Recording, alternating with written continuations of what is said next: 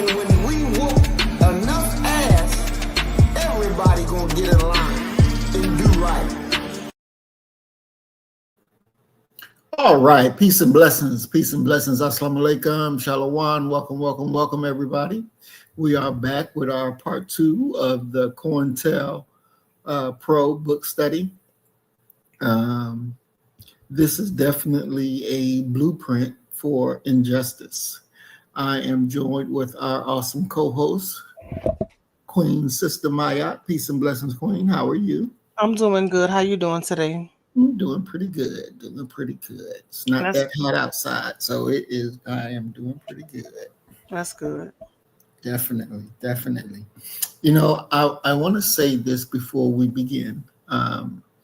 This program that myself and our Queen Sister does, this program that we do, this program is authorized by her and myself, and that's it. Period, point blank. Nobody tells us what to talk about. Nobody tells us how to speak. Nobody tells us how to do anything that we do. You know, we go ahead and we get it done. We appreciate every viewer who takes the time out to watch what we do. We appreciate you for making your comments, whether you make them publicly or privately. We do appreciate them, and we ask you to continue. But let me tell you this. Let me say this in all fairness. When we were studying the book, The Final Call, and we were going over it.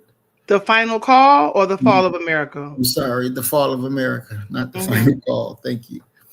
The words in the book, the teachings that the Honorable Elijah Muhammad gave us are perfect.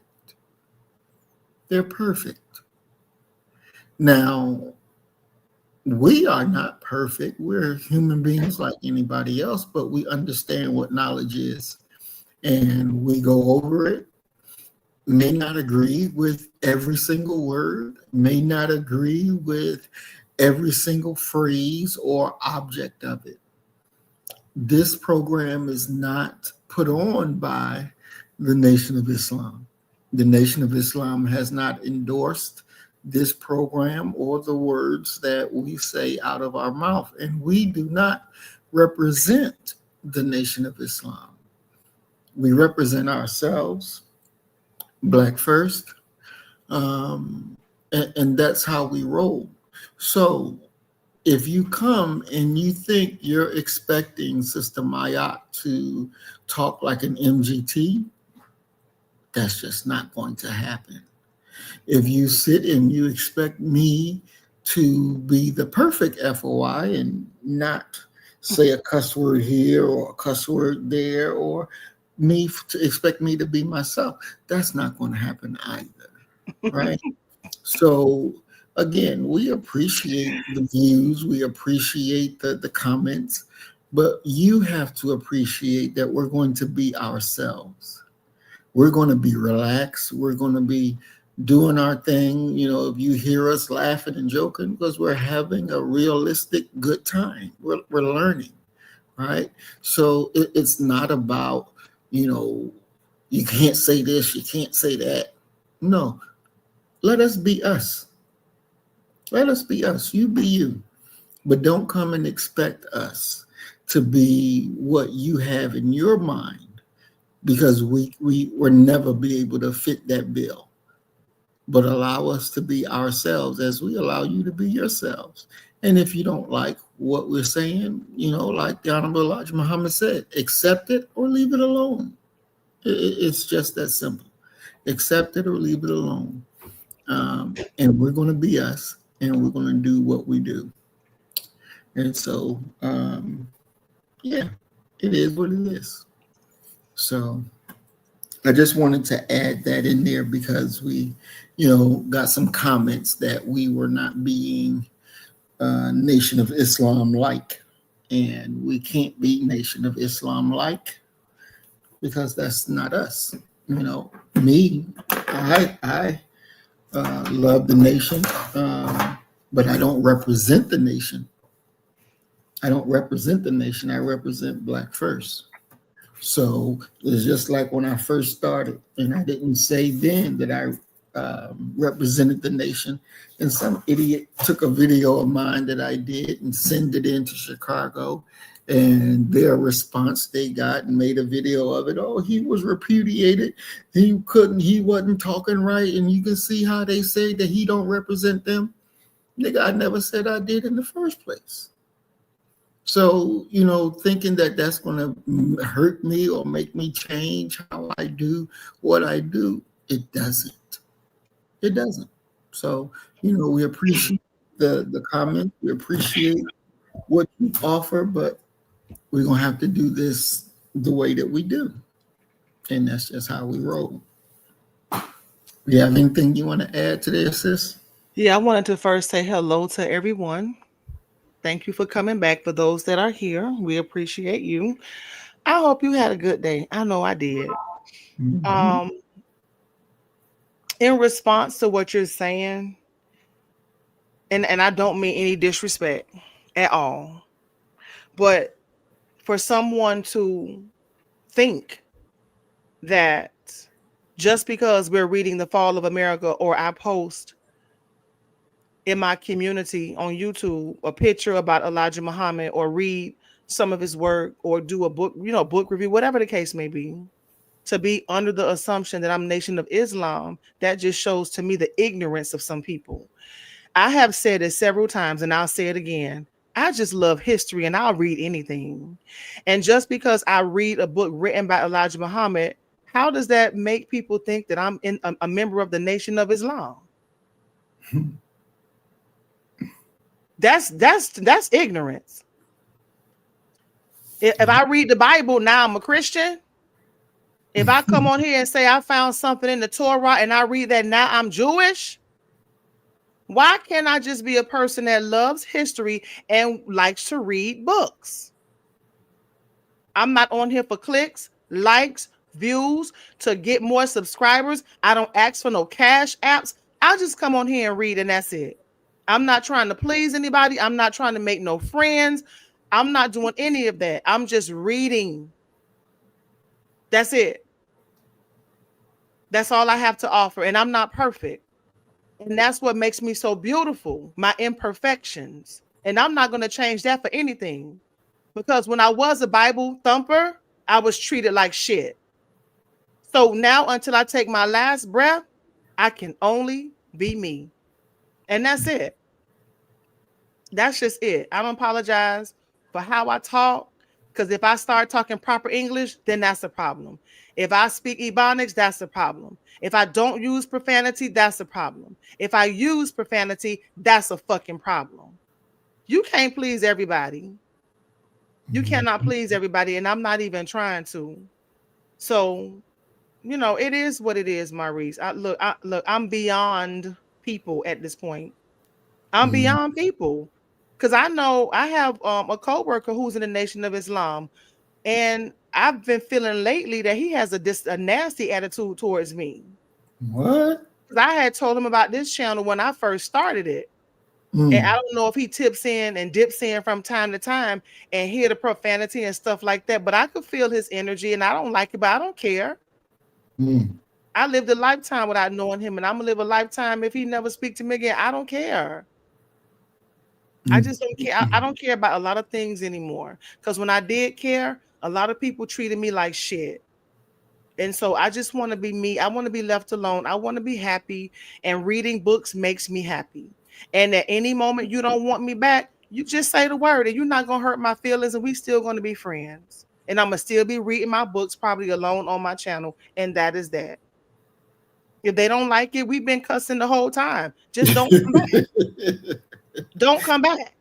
Because if I stop cussing, then what, you going to tell me to stop drinking too? No, I'm going to get me some liquor Friday night. Trust and believe that.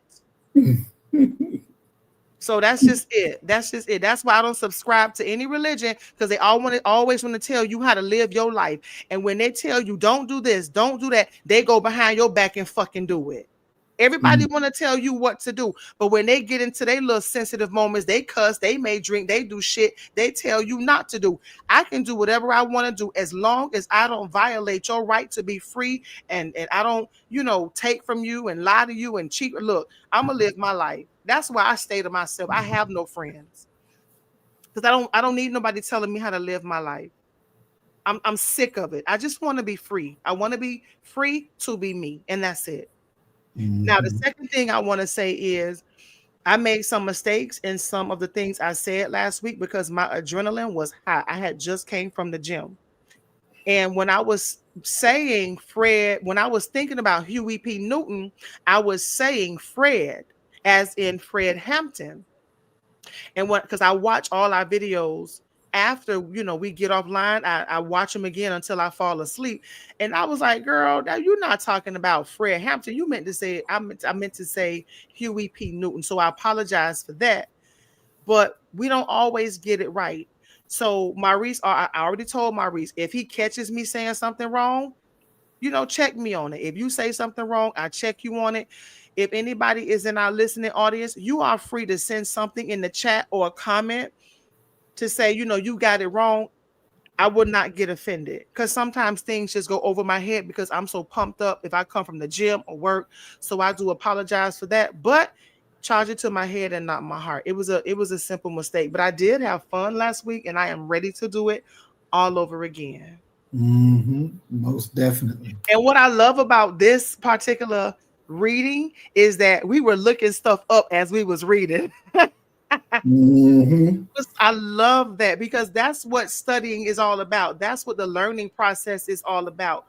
We're learning as we're reading, and also too, when we were talking about the Smith Act, remember? And that's where we can start. Let's start with a little review because last week we ended with how COINTELPRO began, and based on the information, it was talking about how the government pretty much failed. It said the first FBI counterintelligence operation was initiated in 1956 and targeted against the Communist Party, right? Right. It says, according to former Attorney General Zaxby, the effort was justified by a prevailing view in Congress and the American people that the federal government should take appropriate steps against domestic subversion. Perhaps the real reason, but they're talking about the real reason COINTELPRO began was J. Edgar Hoover's personal dissatisfaction and frustration with the failure of government to imprison communists. So when we're looking at the origins of COINTELPRO, J. Edgar Hoover was dissatisfied and very frustrated with government. He was saying, government has failed to put these communists in prison. And so it also says the Smith Act that we read about, it was designed to destroy the Communist Party and the Socialist Workers' Party, and it had failed in its goals now. Last week I said, when we talked about the Smith Act, I was like, how can they make a law, the Smith Act, that goes against the Constitution? And then I thought about it when I was rewatching the video. So technically, when we read the preamble and it talks about, the people who govern us, they get their consent from, the citizens, right? The consent of the governed. So governments get their power from the consent of the governed. And when government becomes too abusive in that power, then we reserve the right to alter and abolish it. And so what I'm trying to say is that the preamble is not technically in the Constitution itself, but it is a founding principle that was used to create the Constitution for this country. So how is it that they can have these founding documents that they want us to study in school? They want us to know the preamble. They want us to know the purpose of the Declaration of Independence. They want us to know the Constitution. They want us to study these things. Even when people become citizens, they test you on this shit, but then they can make a law to go against it. That's a shame. Very much so. That's a fucking shame. Because I know for a fact in school right now, students have to study the preamble to the Declaration of Independence as well. I think, does the Constitution have a preamble as well? I think it does, right? Both of them have a preamble. So those are the founding principles. We study English philosophers, John Locke, Thomas, I think his name is John Locke, and Montesquieu or something like that. And they use these philosophical ideas to create their constitution. But just because you have a communist party and organizations and people that speak out against you, you could pull a goddamn law out your ass and use it and go against your founding principles and your constitution. That's white supremacy in its finest right there. Most definitely. And that's bullshit. Mm-hmm. So what does the Constitution really mean, and how strong is it? Mm-hmm. And they can go against it when they feel like it. Go ahead. You know, that's what George Bush said. He said, I don't give a damn about no damn Constitution. That's just a piece of paper. So that they can definitely say to hell with it and go their own way and be the lawbreakers that they yearn to be each and every day. This is the reality. And this is why I say those white folks who claim to love America so much and want to die for America and so-called it is the blood that keeps America pumping. It is the blood that, you know, people die to make this Constitution live. Them bastards been quiet for so damn long. This country has never been what it's supposed to have been. And this is something that we definitely have to realize and understand, because we're pledging our allegiance to a country that never pledged its allegiance to you. Mm-hmm. This is the reality of it. Never pledges its allegiance to you. And, you know, one of the things that really stuck out to me last week when we were reading over this, it's like these organizations and the people that COINTELPRO targeted, they were not criminals.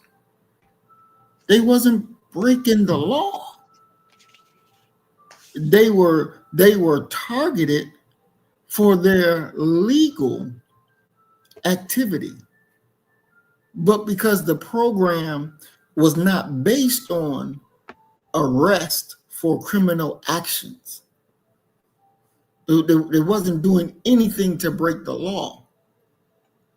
But the systems that they set in place for the subversion of the people and their organizations by fabricating documents and sending fake letters to sow mistrust and breaking up the internal parts of the organization, planning falsehoods where people can't trust each other. You know, and when Doc went into it Saturday, talked about, you know, people were coming from America to go visit Eldridge, and the FBI would send Eldridge a letter supposed to be from the Black Panther saying these two people coming to kill you. You know, and then they get a letter, they read the newspaper, and Eldridge done kick them out of the organization. And so the seeds of mistrust that runs rampant through our communities doesn't happen by happenstance. We have been thoroughly subverted, and not only do they do it to sending private letters to people, but they put the shit on the news. They put it in the media. They encourage internal conflicts to break organizations from within. And they do it so thoroughly that people never see the hidden hand of the government. Mm-hmm. They never see the fingerprints of the government. But it's there. It's there because you legally want to exercise your rights. You legally don't want to be a slave no more. You legally want to be free and independent. But according to the government, they have a problem with that. So against your legal activities, they work day and night to subvert you, that make you give up what you wanted for yourself. for your people and turn around and walk the fuck away. This is what they do. And that really stood out to me, and that been on my mind since we did the program last Tuesday. Mm-hmm. That they doing this shit, and it's not a crime. Nobody committed a damn crime except for them. Except for them. And if we didn't have them damn other white folks to break in the FBI office, we would have never even known about the shit. Mm-hmm. We would have never even known about it. So, we really have to pay attention to what's going on. Pay attention. Because these little crumbs that get dropped about, we need to analyze them and see exactly what were they doing yesterday, because I'm quite sure they're doing the same shit today. And so I rest with that. I'm trying to make sure I'm not confused. Okay. So just to go back a little bit, we're going to get to where we left off. But I just want to put some things into perspective before we get to the beginning of this part 2. The preamble to the Declaration of Independence includes the phrase alter or to abolish in the context of the right of the people to change or overthrow a government that becomes destructive to their rights. It specifically it states that governments are instituted to secure certain rights, and if a government becomes destructive of these ends, the people have the right to alter or abolish it and establish a new one. This idea is rooted in the concept of natural rights and the social contract theory, suggesting that governments derive their legitimacy from the consent of the governed. Now, let's go to the Smith Act. And so what I did, I put into Copilot, I need a paragraph to explain the Smith Act to a child. And it says this: the Smith Act was a law made a long time ago in the United States to help protect the country from people who wanted to hurt it. It said that no one was allowed to plan or talk about trying to take over the government by force. That means if someone was trying to start a violent rebellion or teach others to do that, they could get in trouble. The law was used during times when people were really worried about spies and secret plans, especially during World War II and the Cold War. But later, people started asking if it was fair to punish someone just for what they said or believed. And the courts changed how the law could be used. Now, go back into the article. It says, I'm on page number 3, under how COINTELPRO began, right? When the Supreme Court, now the Smith Act was designed to destroy the Communist Party and Socialist Workers' Party. But remember, the author of the article said it failed. Of the 141 people that were indicted under the Smith Act, and we just read what the Smith Act was about, only 29 served time in prison. When the Supreme Court ruled in 1957 that advocacy of a doctrine or evil intent was still covered by the First Amendment, the Smith Act lost its main thrust, and it became clear to J. Edgar Hoover that other steps had to be taken. So this is all foolishness. So the Smith Act didn't work because it was protected by the Constitution, the First Amendment, free speech, right? Right. So since that don't work, we just come up with something else in our bag. We go back to the drawing board and come up with something else that will work. They spy, but when we spy, it's a problem. They overthrow.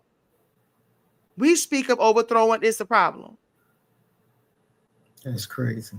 This is America. This is America. This is America. So that just shows you the hypocrisy of this country. Mm-hmm. So we're gonna start. So let's go into his memo. 6 months later, we talked about February 29th, 1968. So now it says he expanded the Bureau's position on COINTELPRO, Black Nationalist Program, with the memo, right? Mm-hmm. And so these are the 5 specific goals that were outlined by J. Edgar Hoover. Prevent coalitions of Black groups, prevent the rise of a Black Messiah, such as Martin Luther King, Stokely Carmichael, and Elijah Muhammad, prevent violence, prevent Black groups and leaders from gaining respectability, and prevent the long-range growth of Black groups, especially in their recruitment of the youth. A few weeks after Hoover's memo, one of his major adversaries was eliminated.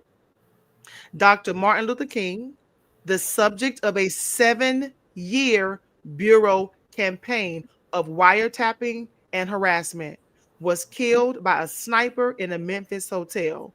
Did you know that COINTELPRO had him on the radar for 7 years? No. Me Mm-mm. either. Nope. 7 years of wiretapping and harassment. Maurice, that's a very long time. Exactly. 7 years. And remember, we read that these people were in the military. This was a part of their military training. Exactly. To get up and go learn how to lie and manipulate, disrupt, destroy, kill, and create propaganda. That was their 9 to 5. King had changed his hotel after the FBI planted a story in the local press that he was living in a Holiday Inn rather than in a local Black-owned hotel. Deliberate or not, the FBI set Dr. King up for his assassination.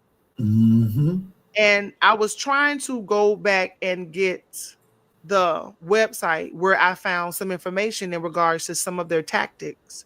But they was even working with the hotel staff. So, because if he made a reservation or if they knew what room he was going to be in, they would go to the hotel and set up in the hotel rooms next to him to make sure that they could hear and listen in on what he was doing. So if he got there on a Thursday, they were already there by Wednesday setting up to plot and plan and spy on him. And that is why I said, and I said before, and I'll say it again. And a lot of people don't like to hear this, but we really have to be above reproach, because we learned last week that not only are they spying on individuals, but they exploit your weaknesses. And I thought about that today. What is my weakness? Do I have a weakness? Because if I have a weakness, I need to acknowledge what that weakness is so that I don't allow anyone to exploit that or take advantage of that or use it against me. Exactly. That's the one, that is the first thing that they look for when they're analyzing the enemy. What is his weakness? What is her weakness? How can we exploit the weakness?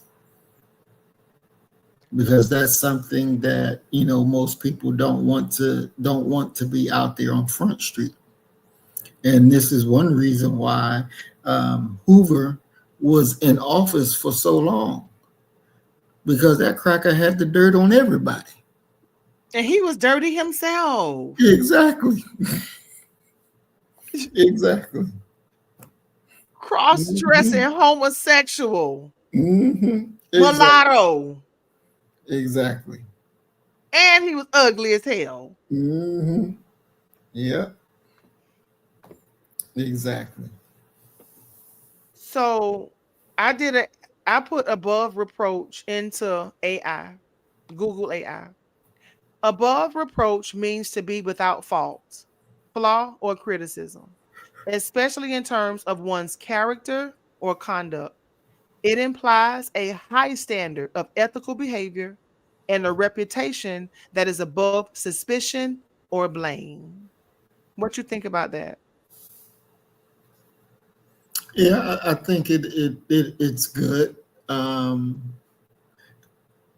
the thing I think is that this is America, and I don't know about other countries, right? But I know about America. Mm-hmm. It is hard as hell to be above reproach when you're surrounded by not only people that hate you, people that have been subverted and have been managed and taught to hate you, Mm-hmm. but by the mere presence of what somebody else will claim to be wrong or suspicious, then you get pulled out and get pulled down. So, to actually be able to do that 24/7 is very difficult. It's like this, right? And I liken this to people who chase their credit score, right? I don't give a shit about it. I'm not going to play that game and get on that damn wheel where you got to worry about a certain percentage being spent, or your number's going to drop. If something else hit it, your number's going to drop. Or if you don't pay this on time, it's a freaking wheel that continuously stresses motherfuckers out over it. Mm-hmm. And it's a way to remove you from actually planning and doing things in the reality of time, right? It's something to keep you stressed and focused on the wrong thing when you should be focused on the right thing. We live in a world that is dominated by evil. Mm-hmm. This is the reality. It is dominated by evil. And when you know it is dominated by evil, and you're not a participant in the evil, you stay away from it, you keep yourself away, but there's always some goddamn body that's trying to fuck with you. Mm-hmm. Always. No matter how nice you be, no matter how pleasant you be, there's always that one that's not happy until they see the real you smack the shit out of them. And it's, to me, trying to even be like that around these people is even self-damaging, because you're constantly checking yourself to make sure you don't offend, while you're the one that's being offended daily. You're being offended hourly. You're being offended every minute. But then people expect you to be above reproach. Shit, you live in an evil fucking world. You live in an evil fucking world. And there's evil people out there that want to bring you down. When I was at Cigna, I used to work there in the corporate office, on my emails that I send out or messages that come in and I have to respond, I send peace and blessings. Do you know them damn white folks was pissed off every time they got a message from me and I put peace and blessings? Wow. They couldn't stand it. Why? I don't know. There's something in their DNA that they could not stand that. And they would ask me, why do you say peace and blessings in your messages? I said, because, I'm sending out peace.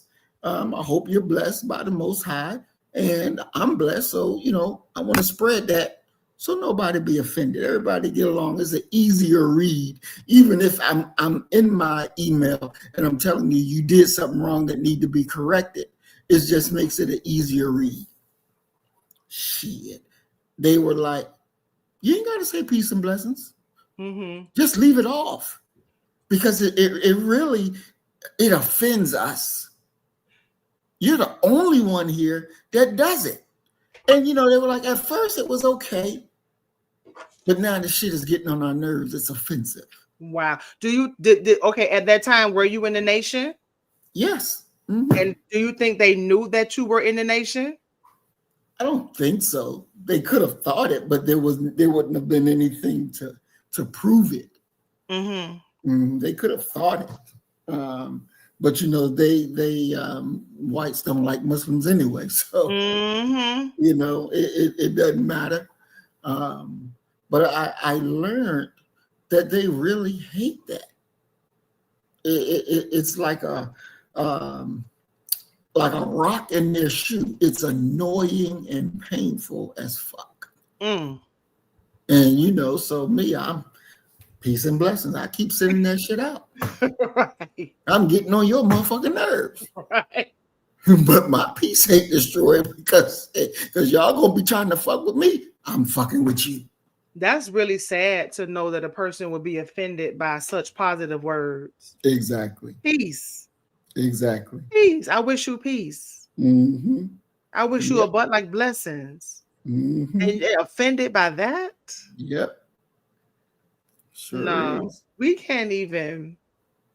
It's hard to try to understand what goes on in these people's mind, and I don't want to. Me either. I just don't want to. And ever since we read Fall of America, I'm Yep. I don't even try to. That's not my can't do it. But I want to Emerald said, not Emerald, but Miss Life Lesson said, apparently, and I think she's talking about Martin Luther King Jr. No.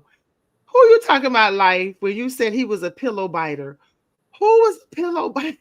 What is a pillow biter? What is that? I think she's talking about Hoover.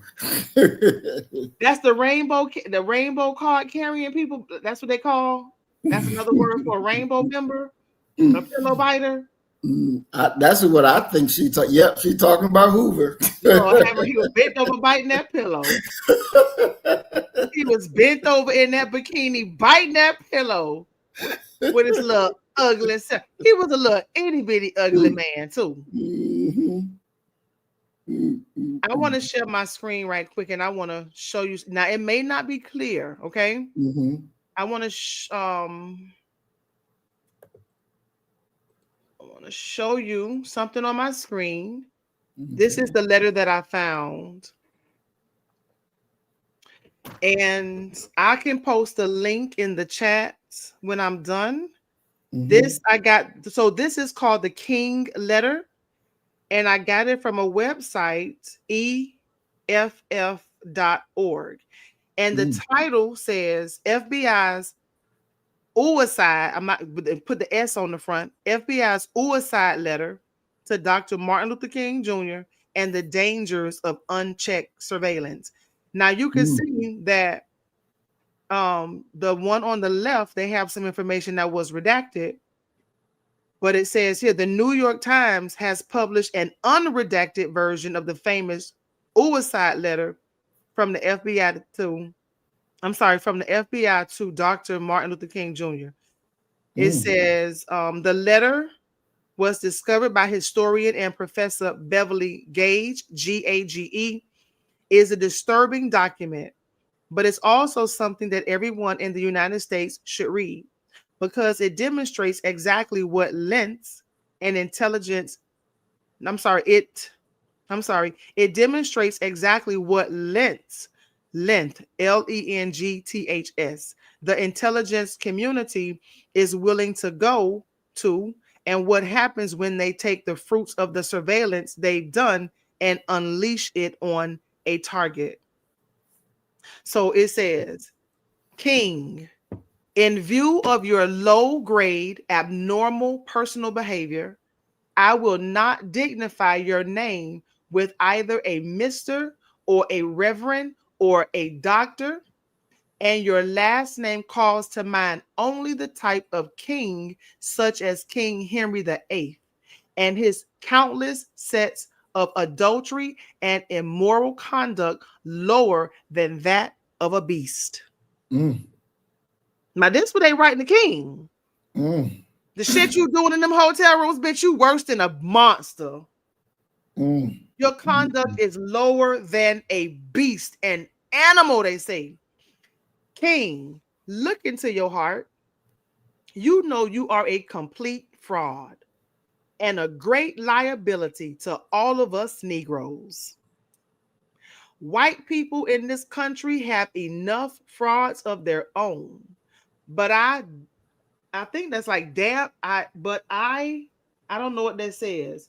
White people in this country have enough frauds of their own, but I am sure they don't have one at this time that is anywhere near your equal. You are no clergyman, and you know it. I respect you. I think that says I respect you are a, is that RE respect? I'm not sure. But he said, I think it's I something. You are a colossal fraud and an evil, vicious one at that. You could not believe in God and act as you do. Clearly, you don't believe in any personal moral principles. King, like all your frauds, your end is approaching. You could have been our greatest leader. You, even at an early age, have turned out to be not a leader, but a dissolute, abnormal, moral imbecile. We will now have to depend on our older leaders like Wilkins, a man of character, and thank God we have others like him. But you are done. Your quote unquote honorary degrees, your Nobel Prize, what a grim farce. What a grim farce. And other awards will not save you. King, I repeat, you are done. No person can overcome facts, not even a fraud like yourself. Lend your sexually psychotic ear to the enclosure. Damn, he said you lend your sexually psychotic ear to the enclosure. You will find yourself and in all your dirt, filth, evil, and moronic talk exposed on the records for all time. I repeat, no person can argue no person can argue successfully against facts. You are finished. You will find on the record for all time your filthy, dirty, evil companions, male and females, giving expressions with you to your hideous abnormalities, and some of them to pretend to be ministers of the gospel. Satan could not do more. What incredible evilness. It is all there on the record, your sexual orgies. Listen to yourself, you filthy, abnormal animal. You are on record. You have been on record. All your adulterous acts, your sexual orgies extending far into the past.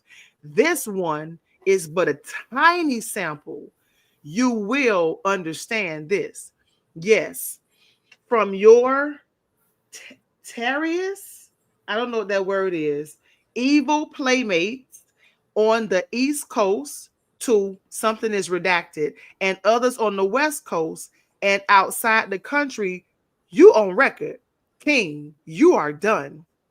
The American public, the church organizations that have been helping Protestant, Catholic, and Jews will know you for what you are, an evil, abnormal beast. So will others who have backed you. You are done. King, there is only one thing left for you to do. You know what it is. You have just 34 days in which to do. This exact number has been selected for a specific reason. If it has definite practical significance. You are done. There is but one way out for you. You better take it before your filthy, abnormal, fraudulent self is bare to the nation. Mm. Mm. So based upon this, they sent him a little tape. Mm-hmm. Did you get that from what I just read? Mm-hmm. Maurice, they wiretapped that room and they had a recording of him in that goddamn orgy. Mm-hmm. And they sent him a little snippet. Listen to this shit. That's you on the tape. Mm-hmm.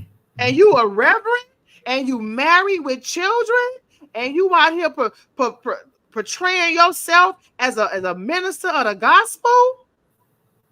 But when you not around your wife, you in these goddamn hotels having a fucking orgy, not just having sex with a mistress, nigga. You having a fucking orgy. You having a goddamn Andrew Gillum night. You having a P. Diddy night. That's disgusting. He said you been doing it. This ain't no shit you just started doing. You been doing it. That's disgusting. Wow. My God, today. Life lessons say, was he in an orgy for real though? What you think? I think that he was. I mean, they sent the tape to his wife. She know what he sound like. I mean, she was the perfect soldier because she stood up for her husband and denied it, all the way to her deathbed. But his best friend wrote it in his book that it did happen.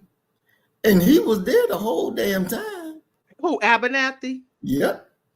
I remember you talked about that when we did the Fall of America. And I asked you a question. I say, do you think it was because every time we saw King, we saw Abernathy? And I vividly recall asking you, I said, do you think they were a gay couple? You said no, but I do think they were having orgies. Yeah. They wiretapped that man. And when you look at Martin Luther King Jr. and those pictures of him at the pool table when he was trying to act like Daddy Dollar and shit, them niggas was out there hanging on the block, having fun, smoking, drinking, womanizing, having sex. Why not? I'm Dr. King. I'm out here. Yeah. And the thing about it is, it's not that it's hard to believe because the large majority of pastors are womanizers. Right. I've been to one of my coworkers. She used to date this guy who was a Baptist preacher. Now, he's been to seminary school. He was hired to be a Baptist minister at some church, and they had a fairly nice congregation. But my friend girl was not married to this man, and they were having sex, and she was even pregnant from this man. Unfortunately, they lost the baby, but she spent the night at his house damn near every night having sex with this man, and he getting up in front of the pulpit on Sunday preaching, telling other people what the fuck they not to do. But I know he was having sex with my friend. I know that for a fact. And when they broke up, he went on and not only was he having sex with her, he was having sex with other women too. Why is it so? And I'm not getting on life. I'm just saying, because we're having a conversation. Why do some people think it's hard to believe that these ministers have sex outside of marriage? They smoke, they drink, they have sex.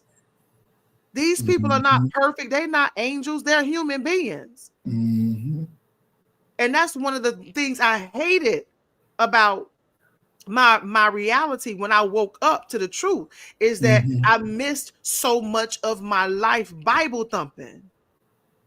It probably saved my life, but there's so many things that I have not done that I'm experiencing now, and I don't apologize for it.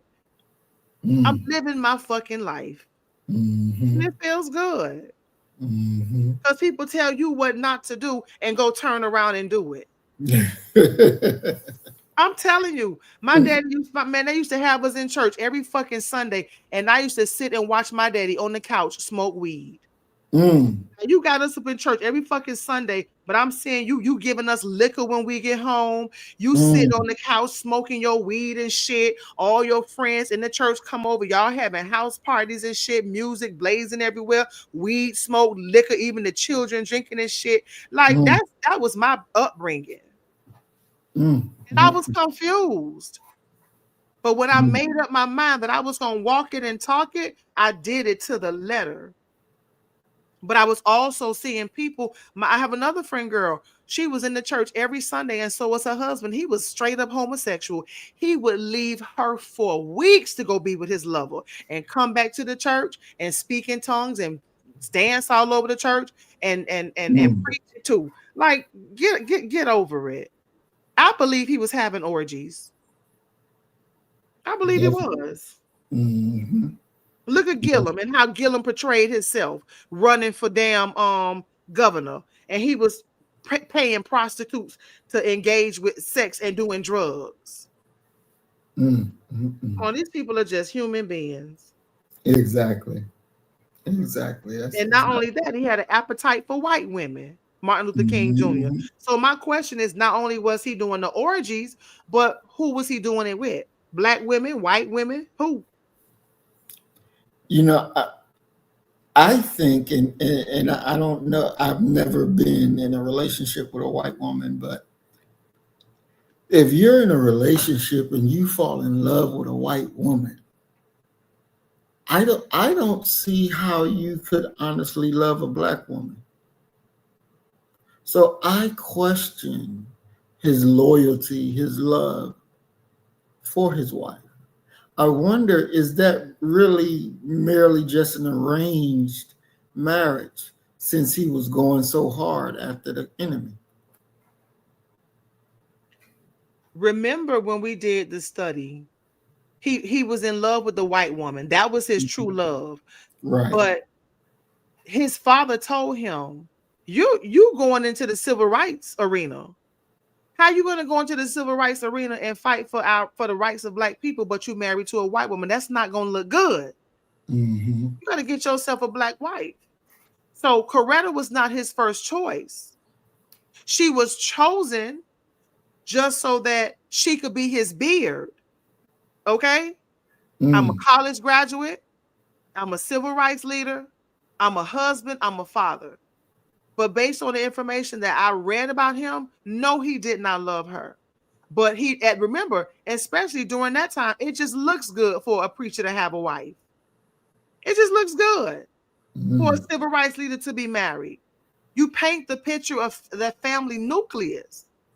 But his first love, and remember, it was, I don't know, but we talked about it when we did Fall of America. I think it was one of his best friends said he never recovered from losing that white woman. You don't remember we talked about that, Maurice? Yeah, I remember us talking about it.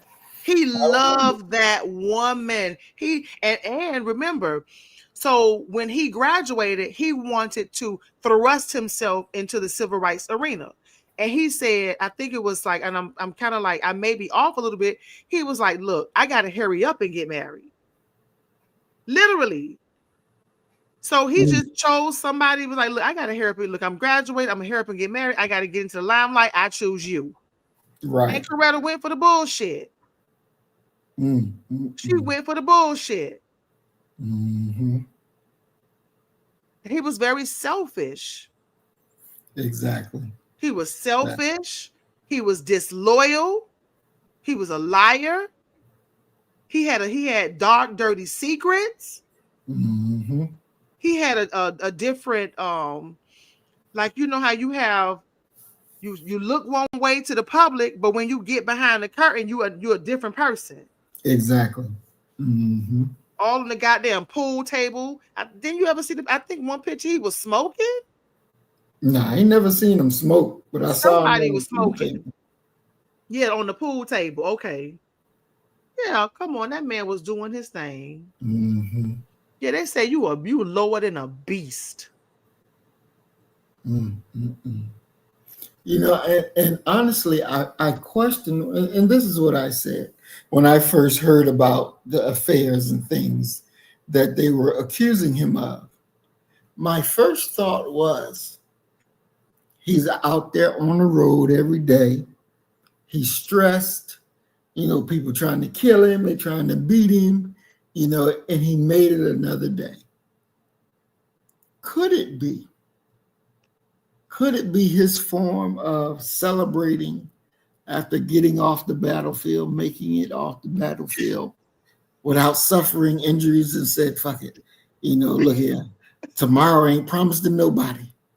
So let me just have my fun while I can have my fun before I have to get back on that field for the people,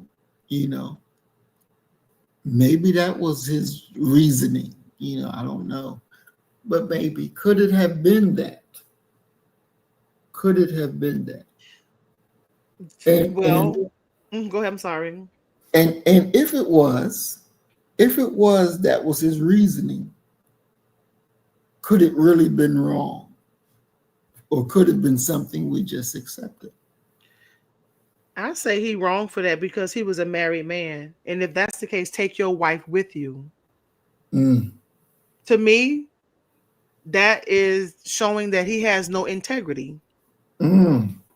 Because, and one of his quotes that I know of, he said, "It's always right. It's the time." What does he say? He say, "It's always the right time to do what is right."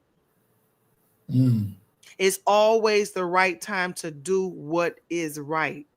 So my question in a situation like that, and I would tell my son, if I had a son and he came to me with this, this scenario, I would say, son, what is the right thing to do? What would you want? What would you want your wife to do in a situation like that? Like, you out on the road, you have an agenda, but you also have a wife at home that loves you. What is the right thing to do? Interesting. And that's, to me, that's no integrity. I don't do cheaters, and I don't do womanizers. I don't do that at all. I don't think it's right to find excuses to appease your sexual perversion. I don't think it's right. It's always the right time to do what is right. And he could have sustained from sex. He could have abstained from it. But I don't think he was a man of integrity, and he had no discipline. And I don't respect that at all. And like Earth Angel said, she said, most of our men always fail when it comes to sexual discipline. You got to be disciplined. Yeah. That is the truth. You got to think with your head first, and don't put your penis before your consciousness. What's most important? Because we see that's that Samson effect, right? Right. That's that Samson effect. You entertaining these women, but they putting you in the back. Okay, so since you want to be talking about the Bible and shit, Martin Luther King, let's go back to the Old Testament and let's read about Samson, see what the fuck happened to him, so you can see what the fuck gonna happen to you. You got all this strength, you got all this goddamn power, but you have a weakness that's gonna cause your ass to get killed. Now, is it really worth it? They was gonna still kill him anyway, but nevertheless, integrity is still important. Exactly. And I don't think he had that. I think he had an S on his chest. His father was pushing him up to go to school, to get a church. That's money. You get you a little church, you get some money. You get some power. You get to make decisions. You get to go places. But where's your integrity?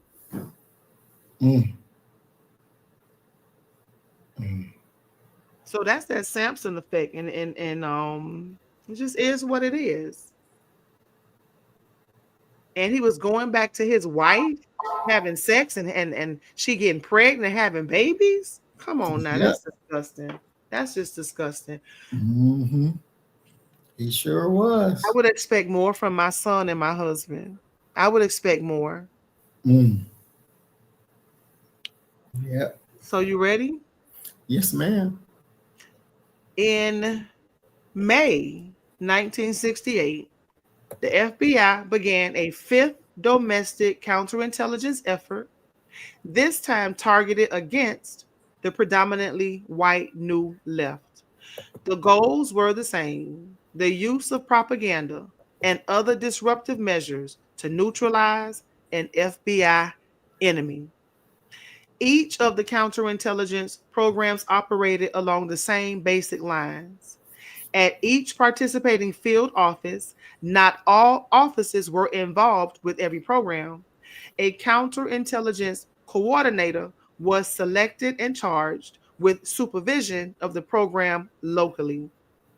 It was the coordinator's job to identify potential weaknesses within the target grouping and devise the proper technique to create the desired disruption or neutralization. So that means they had a lot of different tactics in their bag at their disposal. Right? That's We're right. going to first of all, we're going to identify who the enemy is, identify their weaknesses, and then come up with the technique that we're going to use to destroy, disrupt, neutralize, kill our enemy. Exactly. They're not playing any games. They're not playing no games. And that's the reality of it. Their dedication is there. Their ability to make it happen is there. Now, at the beginning of the study of COINTELPRO, something went over my head. Let me just put a highlight where I am so I know where to come back. At the very beginning, it says manipulating police. That was one of their techniques.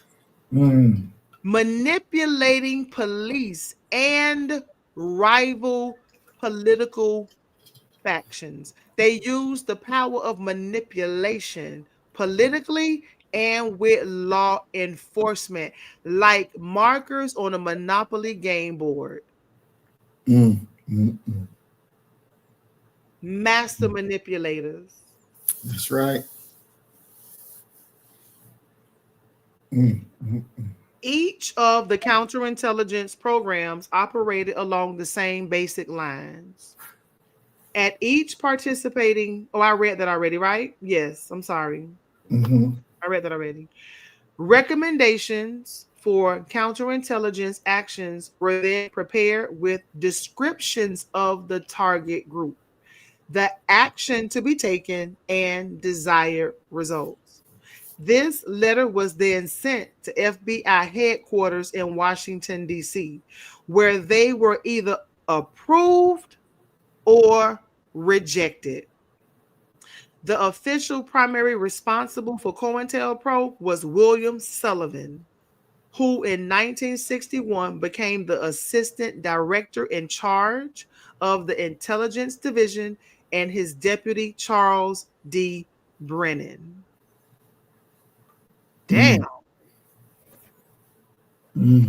So we've done the homework. We know who our target is. We know what we got to do. We know what the weakness is, and we know how we want to take them out. Send that shit to DC for approval or rejection. And these are just people, white people, deciding our fate. What is the agenda? We're going to put you in jail?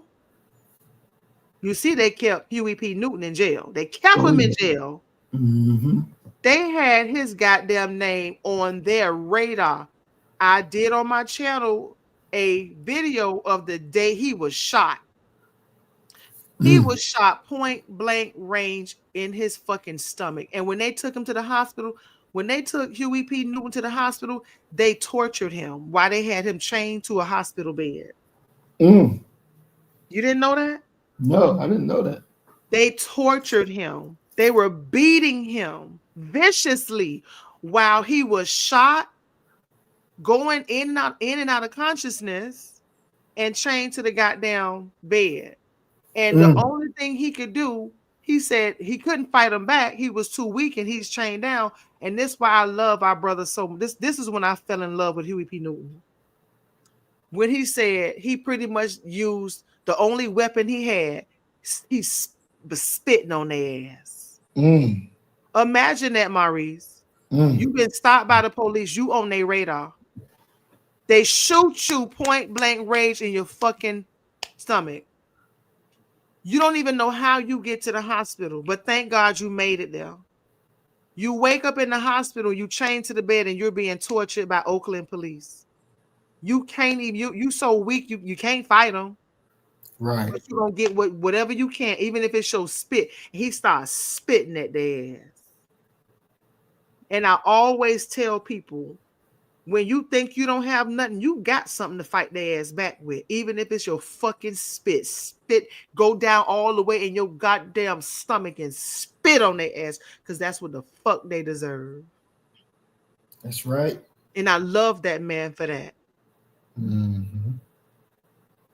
Oh, yeah. And the police who shot Huey, he got honorable mention. Wow. And talk about it, but he got honorable mention on the police memorial. They don't even tell what he did and how he did it. They just, big him up like he's such a great officer. No, he's a fucking murderer. Exactly. He's a killer. A brutal beast. That's right. You had something to say? No, I mean you're right on it. You described who they are and how they operate perfectly. And this is why we have to stop with the bullshit of giving them a moral argument as if this moral argument is going to make them stop being the devils that they are. We get caught up on the morality of issues when your enemy doesn't have morality to begin with. But we will get caught up in, well, it's the morally right thing to do. What? Oh, no, nobody backs down because they give you a moral correct argument. They run over you and your goddamn morality because it doesn't matter. It doesn't matter. So we have to use morality differently since it matters to us. We have to use our morality as the means or the motivation for us to take power and then execute our judgment based on the criminality that we've been dealt with. So if you want to use your morality, you use it to motivate you, to push you to take power, to execute judgment. Period, point blank. Because that's the only language that these demons understand.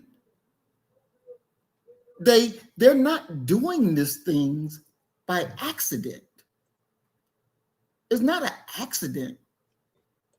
It's not a mishap. It's not a mistake. They willfully sit back and plot on you once they decide, oh, yep, that's that nigga right there. We're going to get that nigga right there. Now let's sit and plot and plan exactly how we're going to do what we're going to do to achieve our purposes, to turn the community against him. Look at what's the brother name? Paul Robeson. He died in Philly a recluse because white people called him a communist. And black people love America so much. So if you're a communist, I don't love you. I don't like you. I can't receive you because you're a communist. But yet he's on the point, speaking up for you every single day. But you reject him because the white man said he a communist. Use your morality as the motivating point for you to take power, to execute judgment.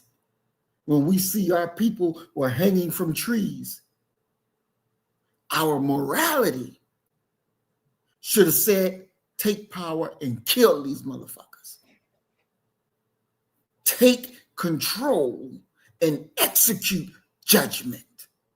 Because if you don't take control, this thing will run rampant and it will be knocking at your door. We better use our morality in that form as the motivating reason to take power, to execute judgment. And I rest. So,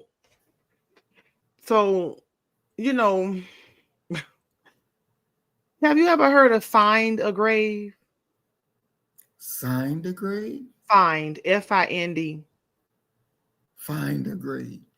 So there's a website called Find a Grave, and you can go online and find out where people are buried, right? And it says, so this person here, his name is John Frey. It was John Frey and I think Herbert Hines, the two officers that were involved in the shooting of Huey P. Newton. But I want to show you how these white people put shit together that we got to go back and correct it. It says, John is forever missed by his family and many friends. May he rest in eternal peace. I'm going to say, may he rest in eternal piss. Listen to this. Oakland police officer John Frey was shot and killed during a traffic stop of Black Panther co-founder Huey P. Newton. Officer Frey radioed for backup, and Officer Herbert Hines, yeah, that's his name, Officer Herbert Hines arrived. They then removed the two suspects from the vehicle and separated them for questioning. During questioning, one of the male suspects opened fire. The policeman returned fire. That's a goddamn lie. That's a fucking lie. Huey didn't shoot the goddamn officer because he didn't even have a gun on him. He had a book.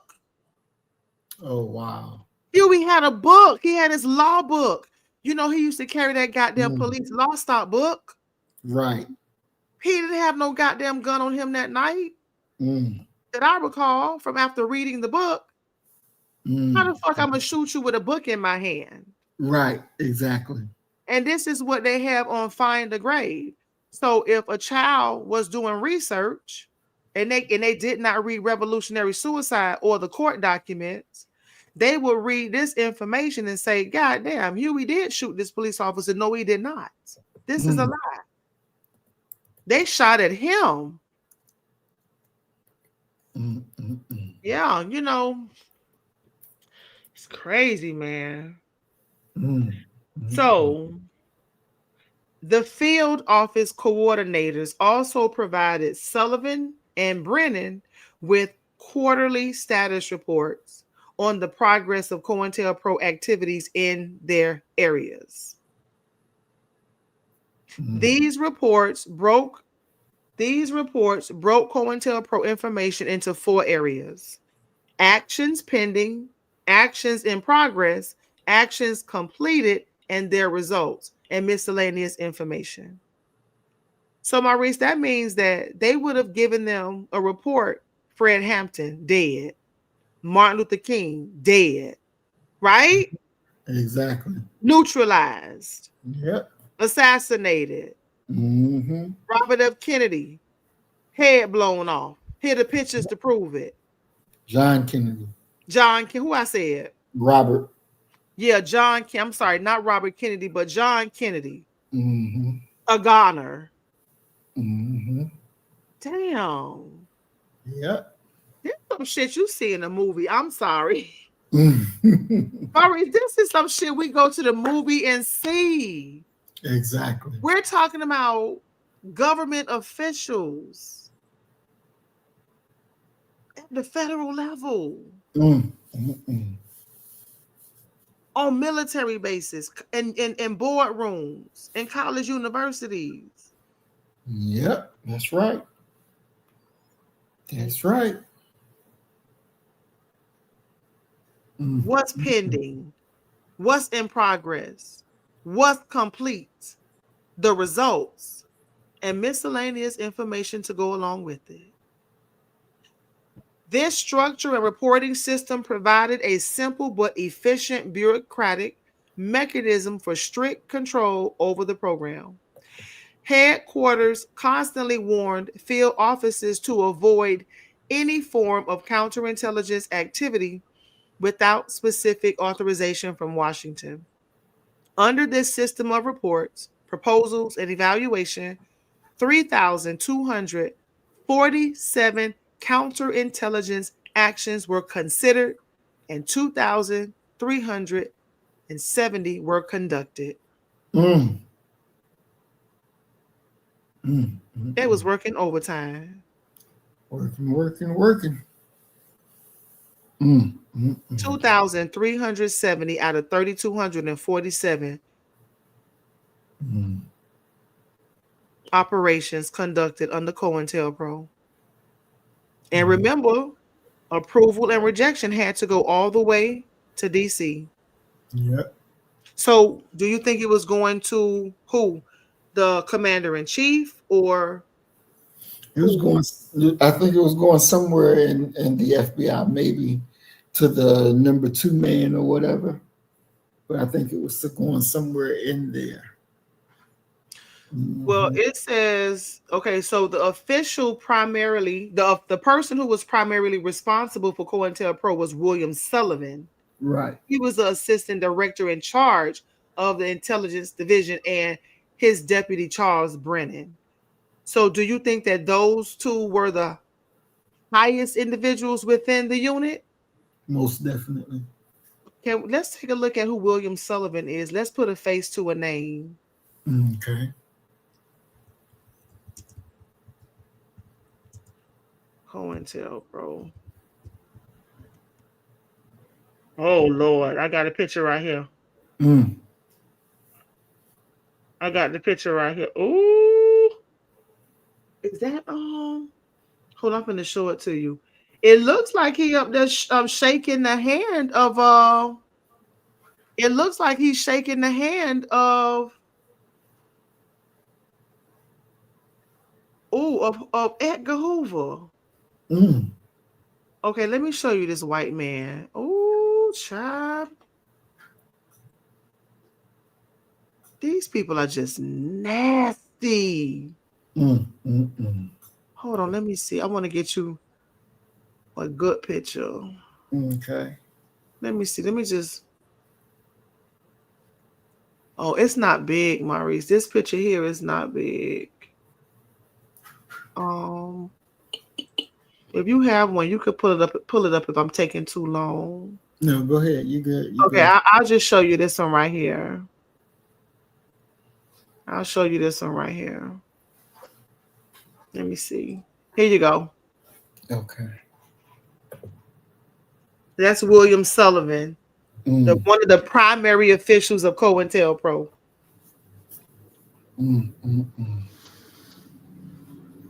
Wow. So he led the highly controversial. So William Sullivan led the highly controversial COINTELPRO aimed at surveilling, infiltrating, discrediting, and disrupting domestic American political organizations. The devil in the flesh. It says no holes were barred, meaning there was nothing that they wouldn't do to get the information that they wanted to disrupt, dismantle, destroy, neutralize their enemy, whoever they felt was their enemy. Look at his ears and look at his lips. See, that's why I say these people are not human beings. They're, first of all, I don't believe they are 100% human beings. They are a kind of man. Because it said, let us make man. So they made a kind of man. Look at the fur on his head. Look at how his eyes, how deep they set in his head. Look at his fish lips and his alien-like ears. These people are so ugly. You still there? They doing it again. You still there? Yep, I'm here. Oh, okay. Yeah, you see him? Yep. And look at Hoover. Let's find Hoover in the Hoover in the bikini. Bikini. Yeah, wasn't he? Remember the picture of Edgar Hoover in the bikini? He had on the women's clothes. No. Cross-dressing. You never saw that? No, I ain't never seen that. Come on, you did see that man in that cross-dress picture. Let me see if I can find it. They had him, he was a cross-dresser. That's not it. That's not it. He was a cross-dresser. If I find it, I'll show it to you. Yeah, he used to like to wear women's clothes. I don't see it. When I find it, I'll show it to you.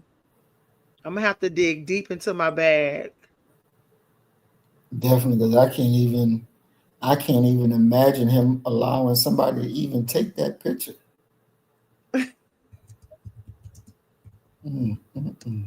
Yeah, he was. Let me see. What'd you say? You can't see nobody taking that picture. I gotta look for it, Maria. He was a cross-dresser. Wow. The truth about his cross-dressing. You think they scrubbing it off the net? I wouldn't be surprised. They probably scrubbing it. Yeah, they say he was a cross-dresser. I'm gonna see, can I find it? Life said they are Neanderthals. I think every Black person who has died and suffered for our freedom is our true Messiah. That's what Life Lesson said. Yeah. We've had hundreds of Messiahs. Yeah. If not thousands of people. Exactly.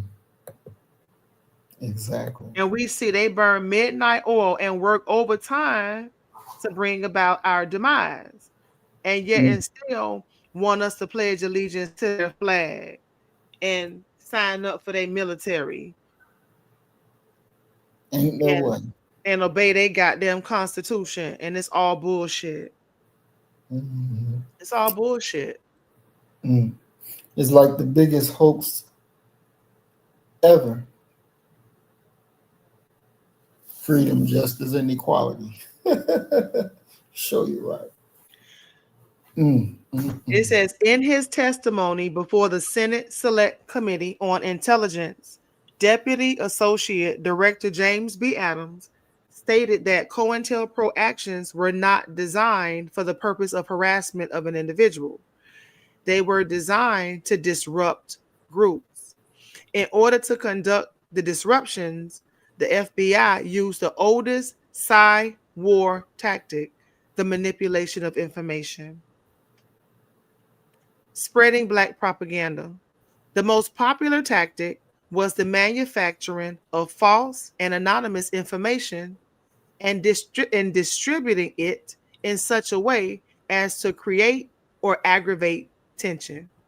This tactic accounted for a full 40% of all FBI COINTELPRO actions.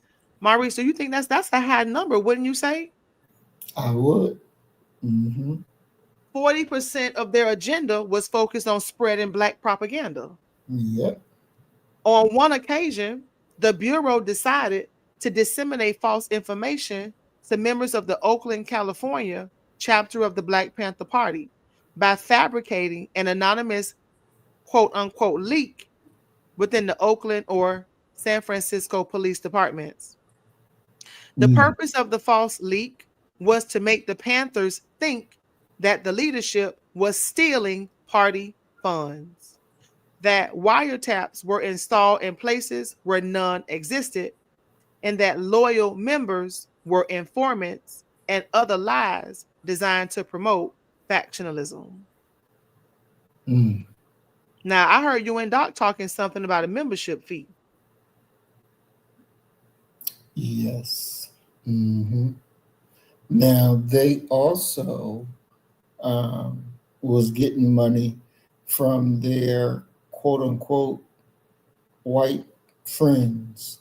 The Panther Party was getting a lot of their money from their quote unquote white friends. So, you know, when I look at that and understand that, then the question has to be asked, how are you loyal to Black people? Because when something interferes with your money, what will you do? Will you back down? Will you cower down? Because they say, nigga, you ain't getting no more money. Because we know that's what they did to Dr. King when Fannie Lou Hamer and the Mississippi delegation went to the convention, and they were supposed to speak. And Lyndon Johnson got on TV and did a press conference so that the TV people wouldn't focus on her, they'll focus on him. And sent Dr. King down there and said, you better get that shit in line or I'm pulling your funding. So when the white folks butter your bread, the minute that you do something that they don't like, now your money's on the line and you're threatened. And 9 times out of 10, you're going to punk out and do what the hell they tell you to do. This is why we have to fund our own revolutions. We have to be able to fund our own change. Because if we look to the enemy to give us those funds, what happens when they pull it? Because all it is a carrot that they dangle right before your face. That's all it is. And it doesn't make you better. It keeps you subservient. Over and over and over. Like we're just running from one master to the next master. In the name of freedom. And never reach the freedom. But we continually getting used and abused. Then we find up one day dead in the cell. Then what? Then everybody gonna get together and start lying at the funeral.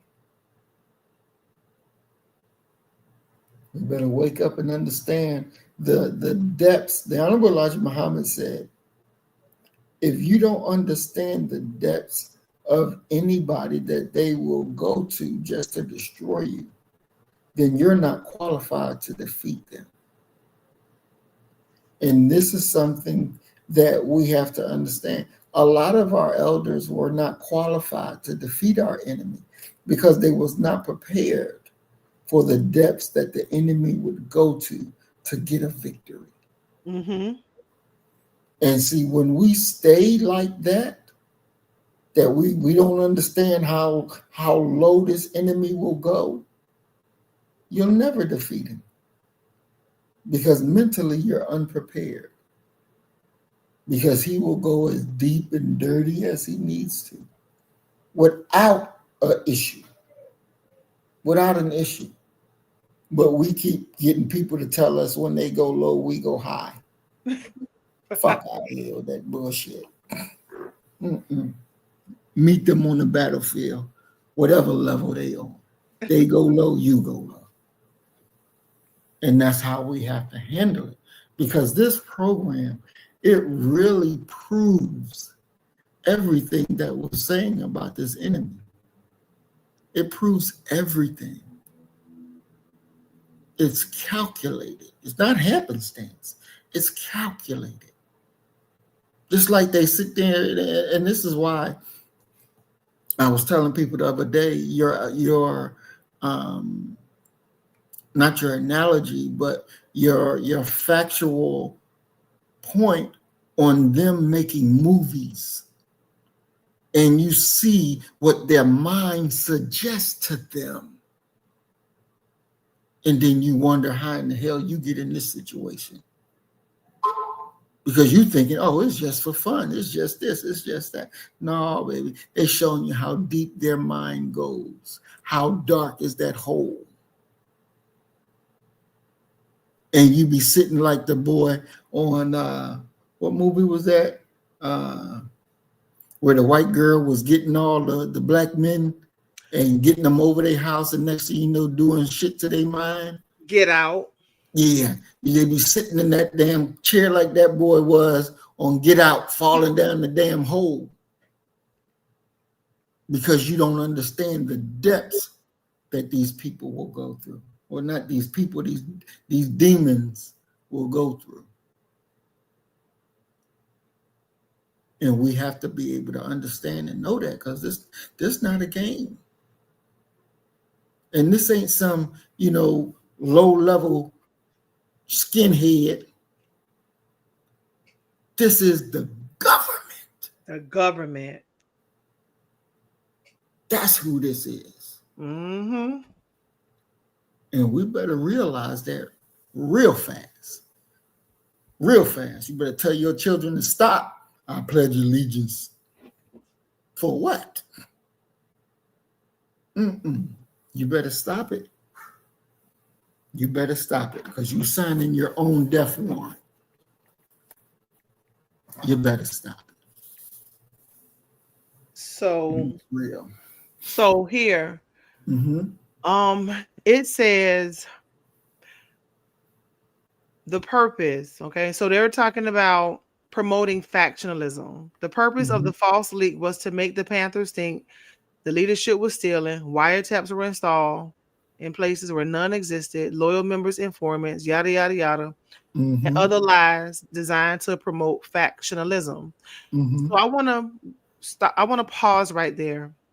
And I looked up factionalism, because that's not something that I am familiar with. So I don't want it to go over our heads, because this is a learning opportunity. Every day is a day to learn something new.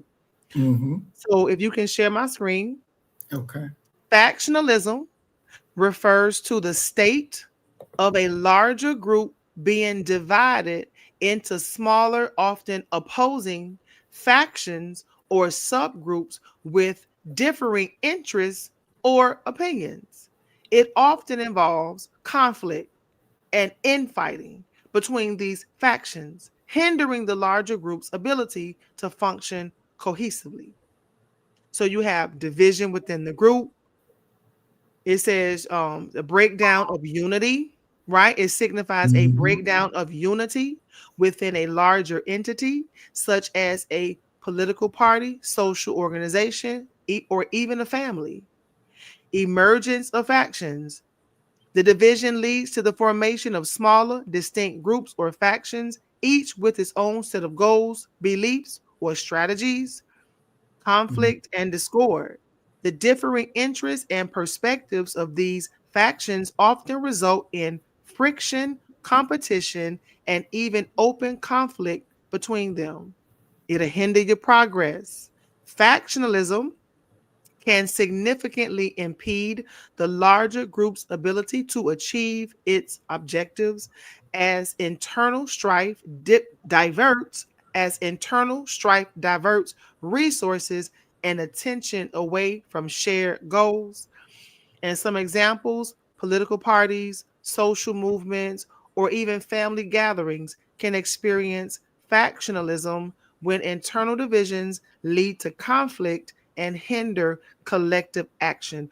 Do you think it's safe to say that we have been victimized by factionalism that was created by the United States government? Now that we're reading this bullshit? Most definitely, yep.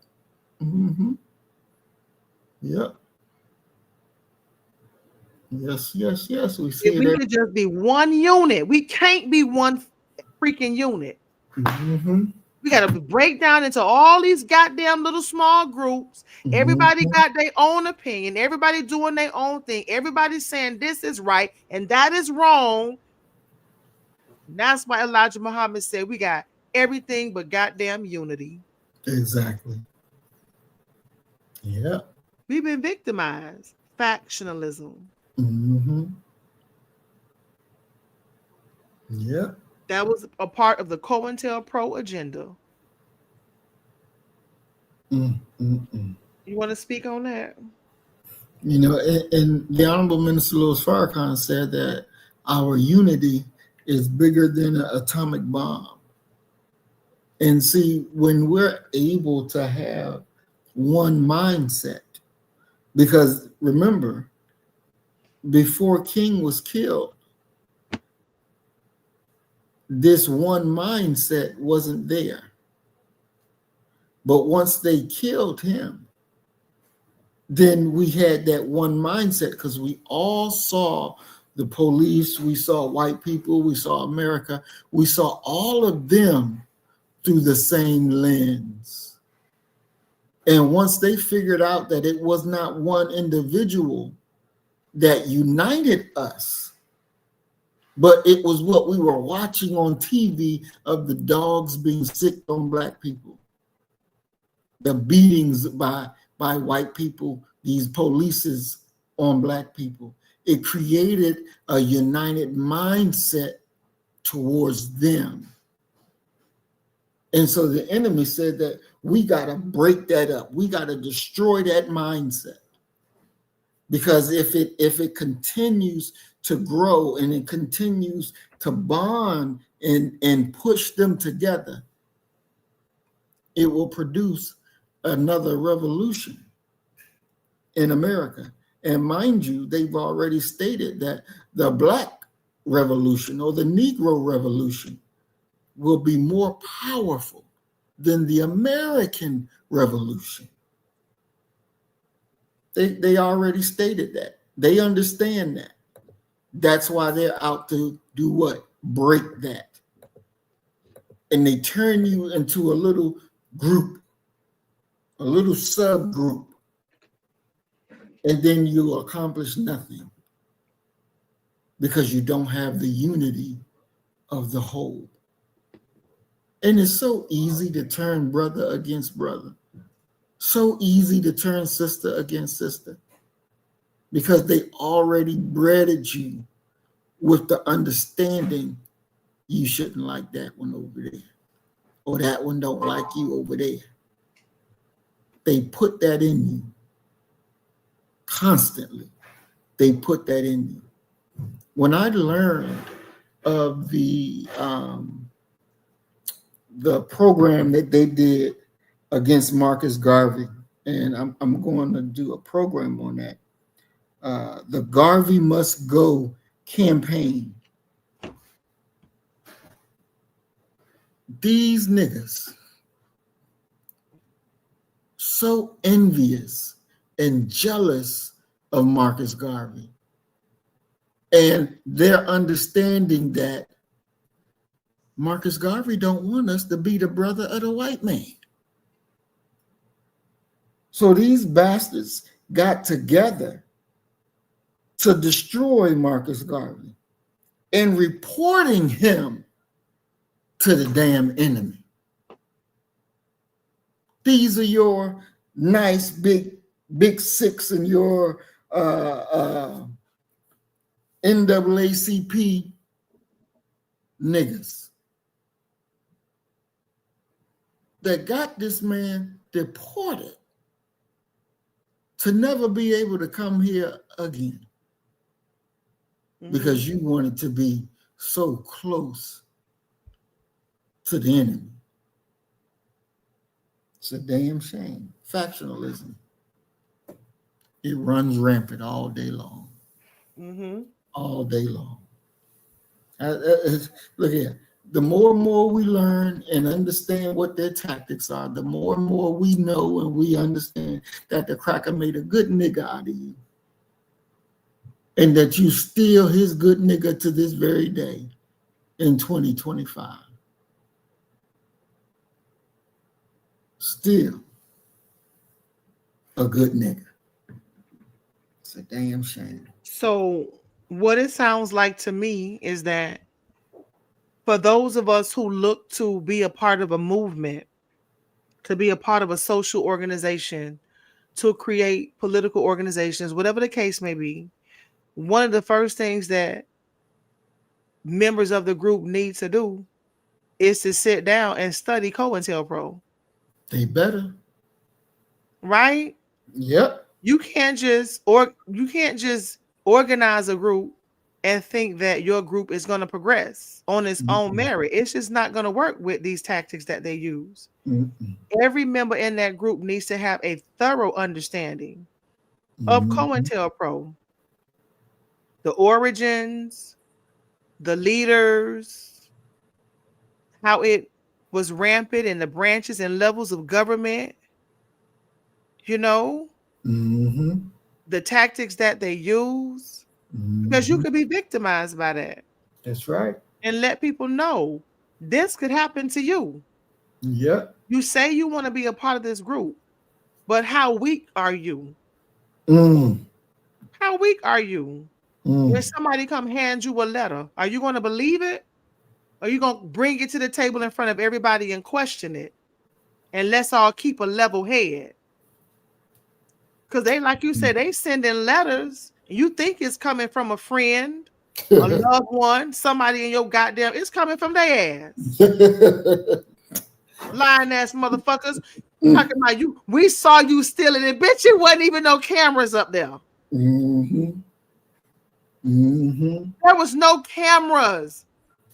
And you got people believing that the Panther leaders are stealing. And they falling for it. Hook, line, and sinker. We gotta really study. As a matter of fact, I would not even start a movement or a political group unless the members of that group understand how important it is to sit down and learn about this COINTELPRO program. Yep. Because you got to understand the games that these people play, the manipulation tactics that they use. For them, it's a game. Like he said, like Monopoly or checkers or chess. They watching your every move. They're listening to every conversation. And their job is to disrupt relationships. This is deep. This is some deep shit right here. It definitely is. This is some deep shit right here. I'm so I'm just sitting here looking like, God damn. And even those members that are loyal make people think that they're informants. Those could be your ride or die. Exactly. Your ride or die day ones who are so loyal to your movement, will do anything. And now they can come speak a word and change your mind about that person. And now you're fighting with that person. Literally, physically fighting sometimes. Exactly. Literally, physically fighting. Wives throwing the husband shit out. Children, parents fighting against one another. Best friends now enemies. All your secrets and dirty deeds being exposed for all the world to see. Yeah, this is crazy. Yep. The tactic of framing party members as informers was not limited to the Panthers. The FBI, the Federal Bureau of Investigators, the FBI, used that tactic against both the Communist Party and the New Left. A variation of this tactic was often used to split Black and white movement groups from cooperating and coalescing. In 1969, the FBI used an informant in the Black United Front of Washington, D.C. to make false money demands from the new Mobilization Committee to end the war in Vietnam. In a manufactured letter, the FBI demanded the MOB post a high cash bond to ensure that Washington's Black community would not be harmed by the demonstration.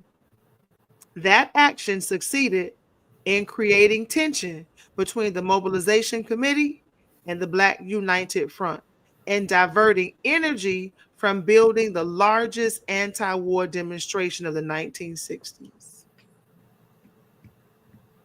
With a letter.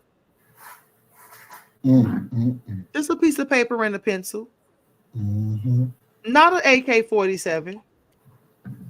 Maurice, not an AR-15 or a hand grenade. They didn't use poison. They didn't use a germ or disease from a laboratory that they created it out of. They took out a piece of paper and a pencil and manufactured a letter. That's powerful.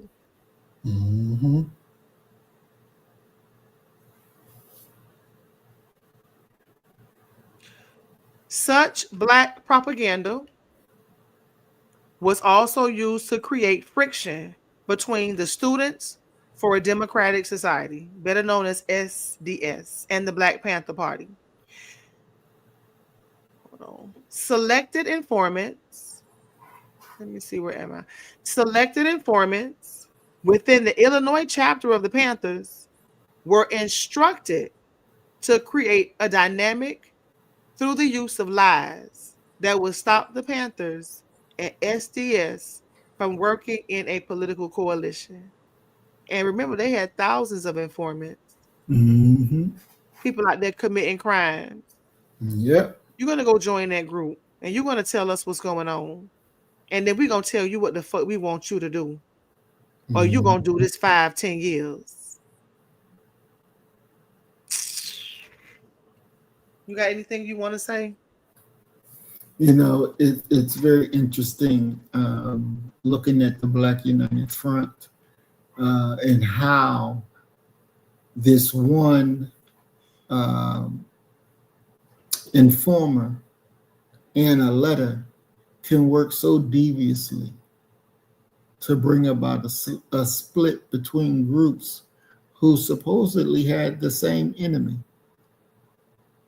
but yet they were still able to be broken. And see, this goes to the same old question of revolution starts. Do you take out the informer first, or do you deal with the enemy first? Damn, that's a very good question. Mm-hmm. That's a very good question. Tell me what you think. I think you take out the informer first. You take out that informant. Yeah. Get him quick. Because as soon as you say A, B, C, D, he's going to go run and tell it. So you got to get him quick. You got to get him quick. And keep it moving. And keep it moving. Mm-hmm.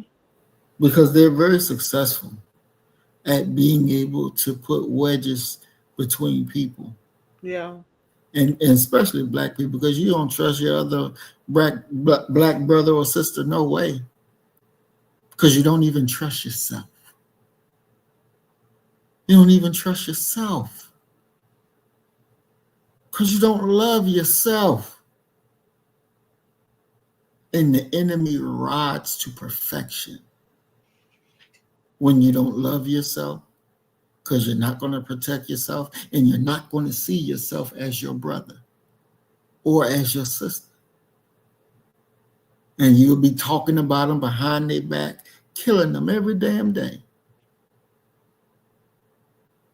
So when we don't keep our responsibility that we have for ourselves,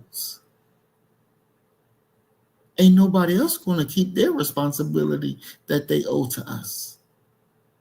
Because we don't even keep that responsibility that we owe to ourselves.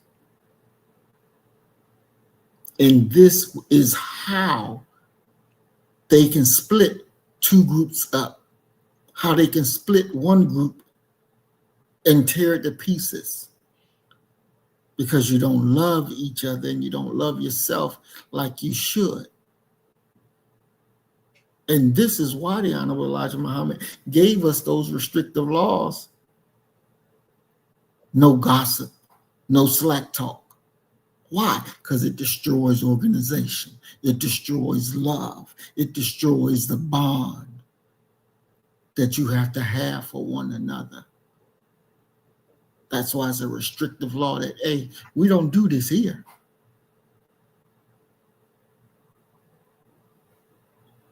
Sister Mayat and Miss Life Lessons, they used the word earlier. They said undisciplined. Undisciplined. And there we are, undisciplined. Because you live an undisciplined lifestyle. So when order comes to you, oh, you gonna nobody do, because you don't want order.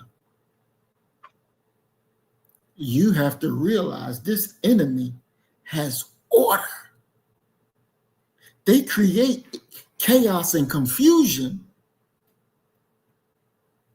but they're not in chaos or confusion. They're in order. Mm-hmm. And they will put and drop you right into chaos and confusion that they created. Mm-hmm. And you get wrapped up in there and you lost. You don't even know which way is up, which way is down, right or left. And while you're in that chaotic state, the enemy moves on you. Yep. And now you're dead. Poor boy. Ain't that what the message say? Poor boy. Poor fellow. Exactly. Poor him. Yeah. Because they took to the radio and was talking about King, talking all this black talk, but yet when he come to town, he go stay in the best hotel that white people got. That's what they start spreading on the radio. Stay in the hotel the best people got. So Messy Jesse say, I'm going to find us a hotel that's a black-owned hotel that we'll go down in. Here, Jesse, this is the hotel we want y'all to use. Yes, Master, I go down there and get it. You think Jesse has something to do with his Most definitely. You think Jesse? Do you think that? Okay, so. But do you think that Jesse knew he was going to be killed? Yes. Jesse knew he was going to be killed. That other minister that they was supposed to go over his house to eat dinner, he knew it was going to be killed, and he confessed it on MSNBC. Damn. So there was a part of the setup? Yeah, he said, this is what he said on MSNBC. We was all standing out there on the balcony, just having preacher talk. And he said, then I moved out the way so he could get a clear shot. Get the hell out of here. And the shot went out. Paya. Are you serious? 1,000%. And it was a black man that said that. Yes. My God. Yes. So they even knew pretty much to tell him to stand your ass right here. Exactly. Lord have mercy. Exactly. It was planned. And everybody a part of it knew what their role was in it. They knew what their role was in it. On MSNBC, he let that shit leak out his mouth. God damn. And nobody held that nigga accountable. Nobody held his ass accountable. And then when his shit came out, Then the photographer shit came out that he was an informant for the FBI too, taking pictures of everywhere they go of Martin and they get in their group and turning the shit over to the FBI. Turning that shit over.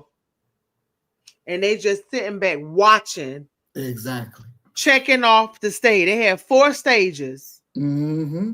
Checking off the goddamn stage, collecting the information, looking at the pictures, laughing at it, kicking back a beer, a cigarette or a cigar.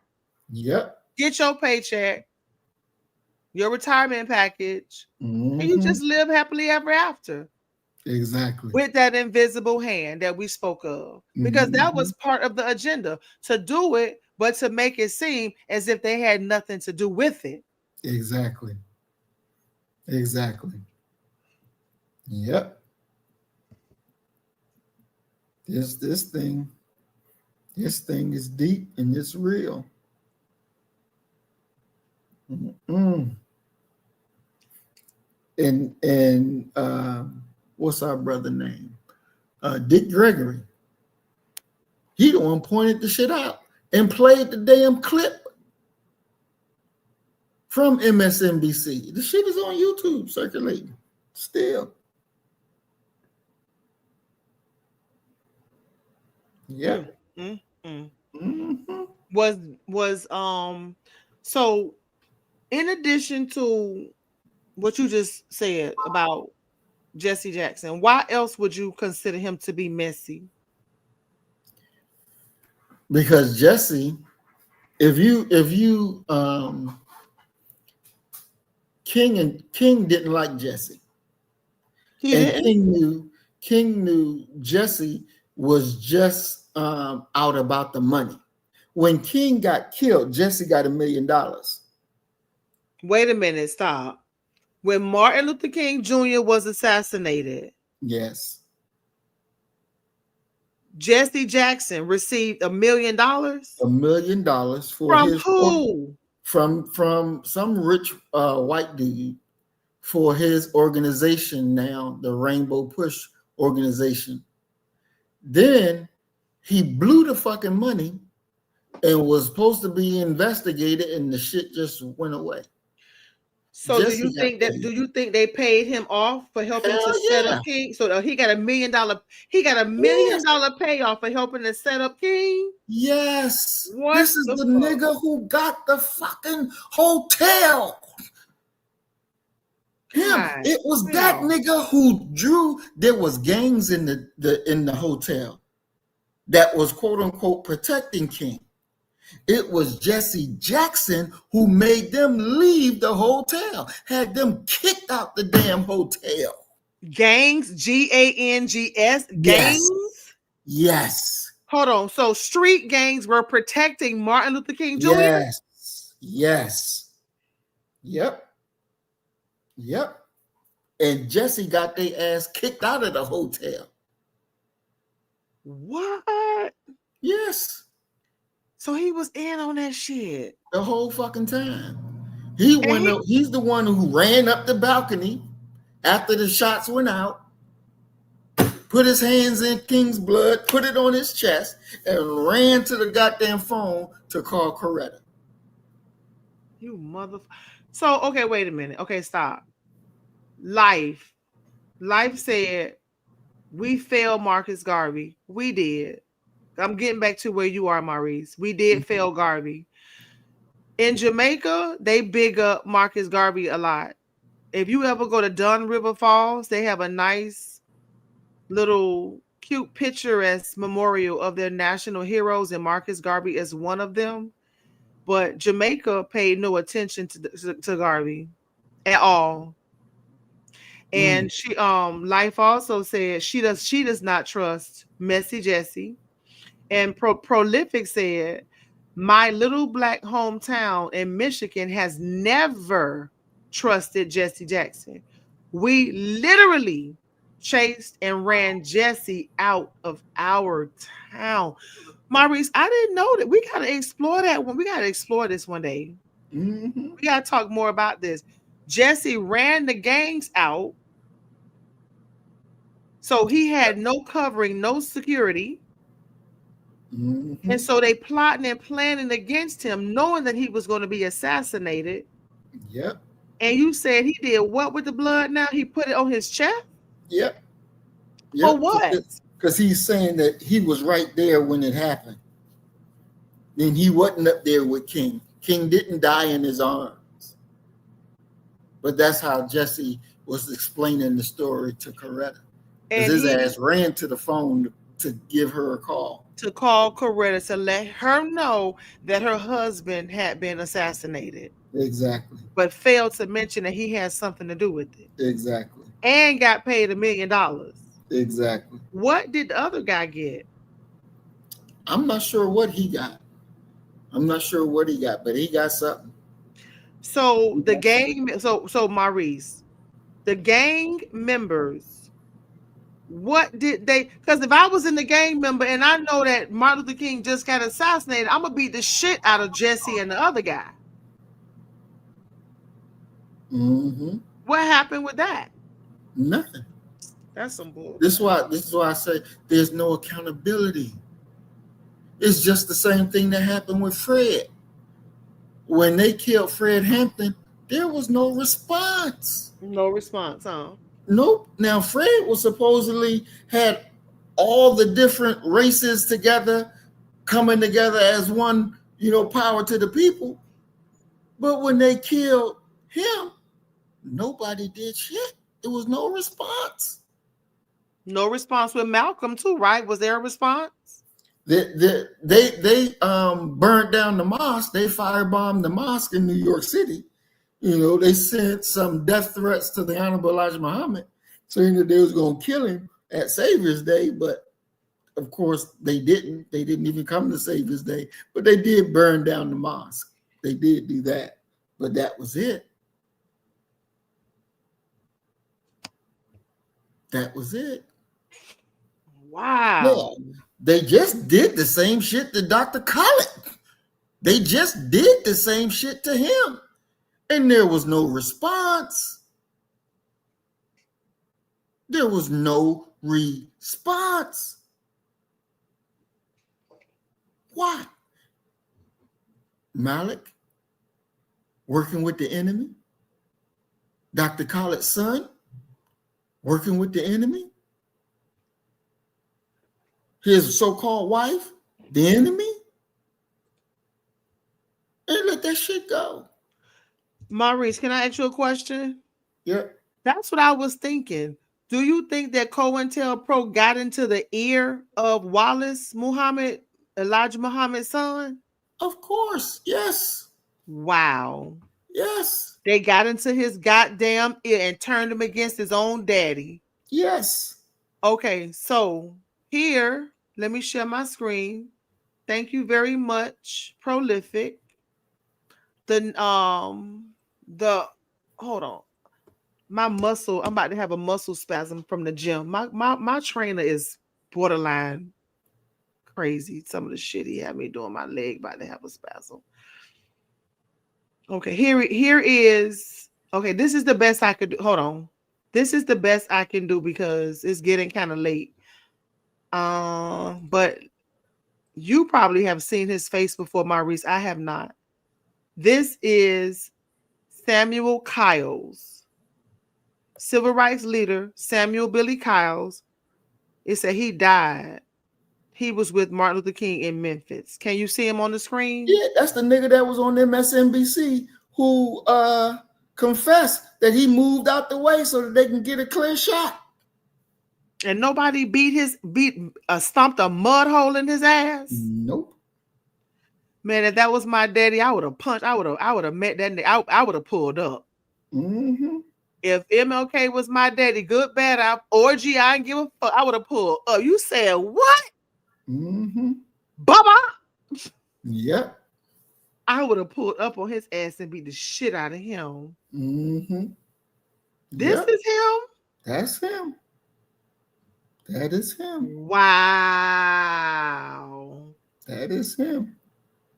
And we don't know what he got in exchange for his cooperation. But he got something. It was 3 preachers. that was with him that night. Yep. Damn. My God, today. So COINTELPRO got into the ear of Wallet as well as Little Farrakhan. Yep. Kyle's died at 81 years old. He lived a long life. Abernathy died in 1990. Yeah. And it says that Samuel,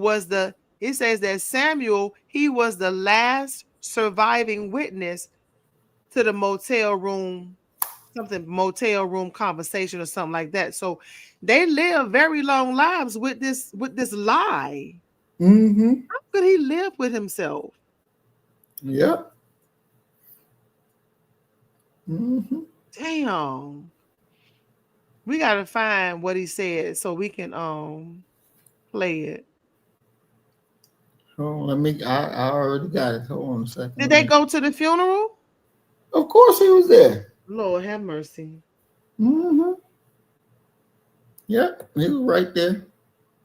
Prolific say the white man is wickedly wise. Yep. Life said Khalid married the wrong woman. That's my opinion. I love Dr. Khalid. I love Khalid too. I love the nation. I'm just not a member.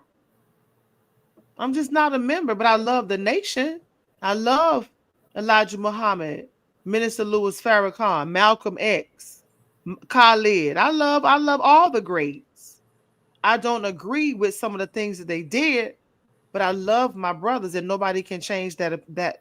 They can't change my opinion. It just is what it is.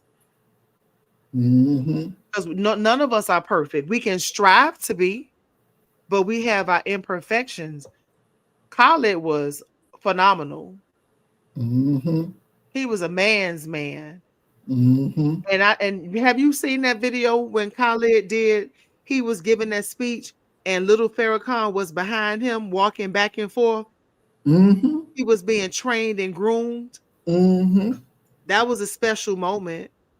Most definitely. And something happened and triggered. I would like to know what happened, what was said to him, because it was somebody else recently on YouTube.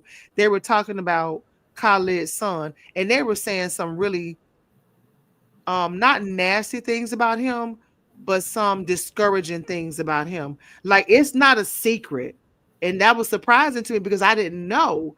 But it's a lot of people have no respect for him.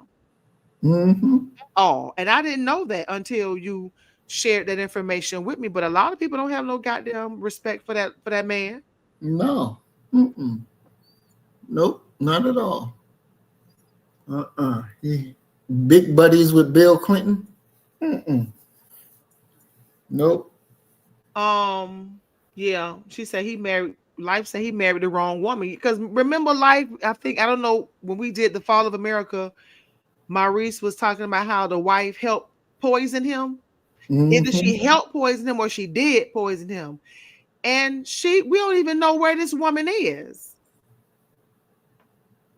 She just went off into the sunset, like, and just vanished, living her best anonymous life because that bitch knows she guilty for what she did. Maurice, this article is more than I thought it would be. It's actually giving me a headache.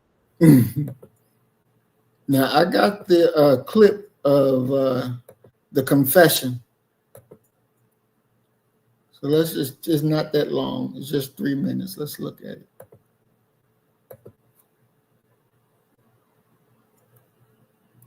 What you're fixing to witness now is the man who came by to get King to take him to dinner.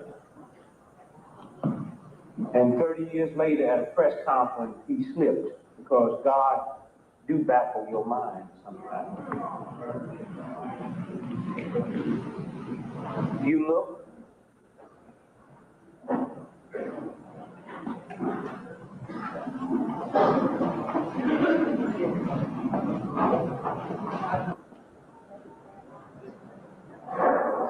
activities are geared especially for the young who did not have a chance to get to feel or to know what the civil rights movement actually was about.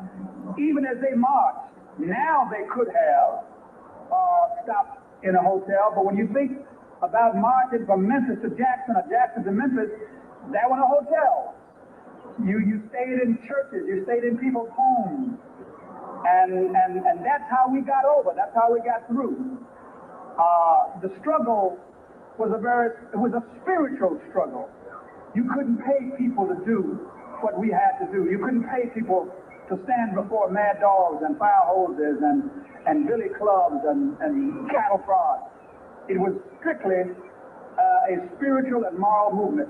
So we wanted that dimension to be in the pilgrimage to Memphis. We will revisit the mountaintop speech site. That's the Mason's Temple, where Dr. King made his last address, which he almost didn't make, because the night that we were having that rally, there were tornado warnings, and he was behind on the Poor People's Campaign. And he said, you guys go on over and have the rally. I'm going to stay at the motel and work on the Poor People's Campaign. When we got there and Dr. Abernathy walked in and Jesse Jackson walked in and I walked in and others, people started clapping because they thought Martin was behind us. And so Ralph's preacher said to him, this is not our crowd. And he went to the phone and called Dr. King. And that any of the marches that we had in those days, you have an opportunity to bring the children and bring the family and march with us. And when I finished sharing with them the last hour of Dr. King's life, I hurried. But that gave me the wonderful privilege of spending the last hour on earth. 3 preachers in a room, Abernathy, King, and Kyle. And we spent that last hour together in room 306 at the Lorraine Motel. The press is always curious, and writers, what went on? What did you talk about? I say, we just talk preacher talk. What preachers talk about when they get together. Y'all pay real attention to what you're fixing to hear now. About 5:45, we walked on the balcony, and he was talking to people in the courtyard. He stood here and I stood there.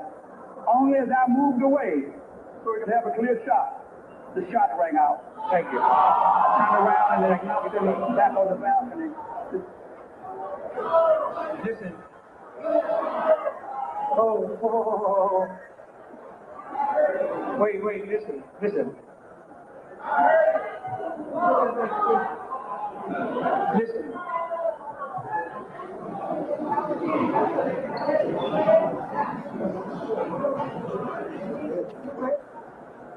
30 years later, his brother never realized he would slip and stay there.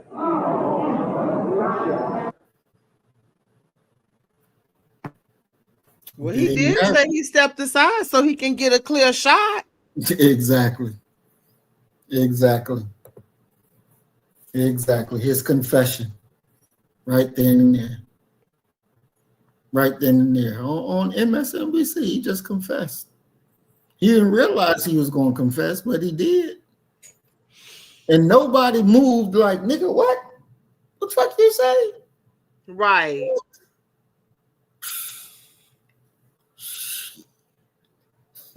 These niggas, boy, I'll tell you, these niggas. And Jesse got $1 million for what? Mm-hmm. He was never really that influential of a person, was he? No.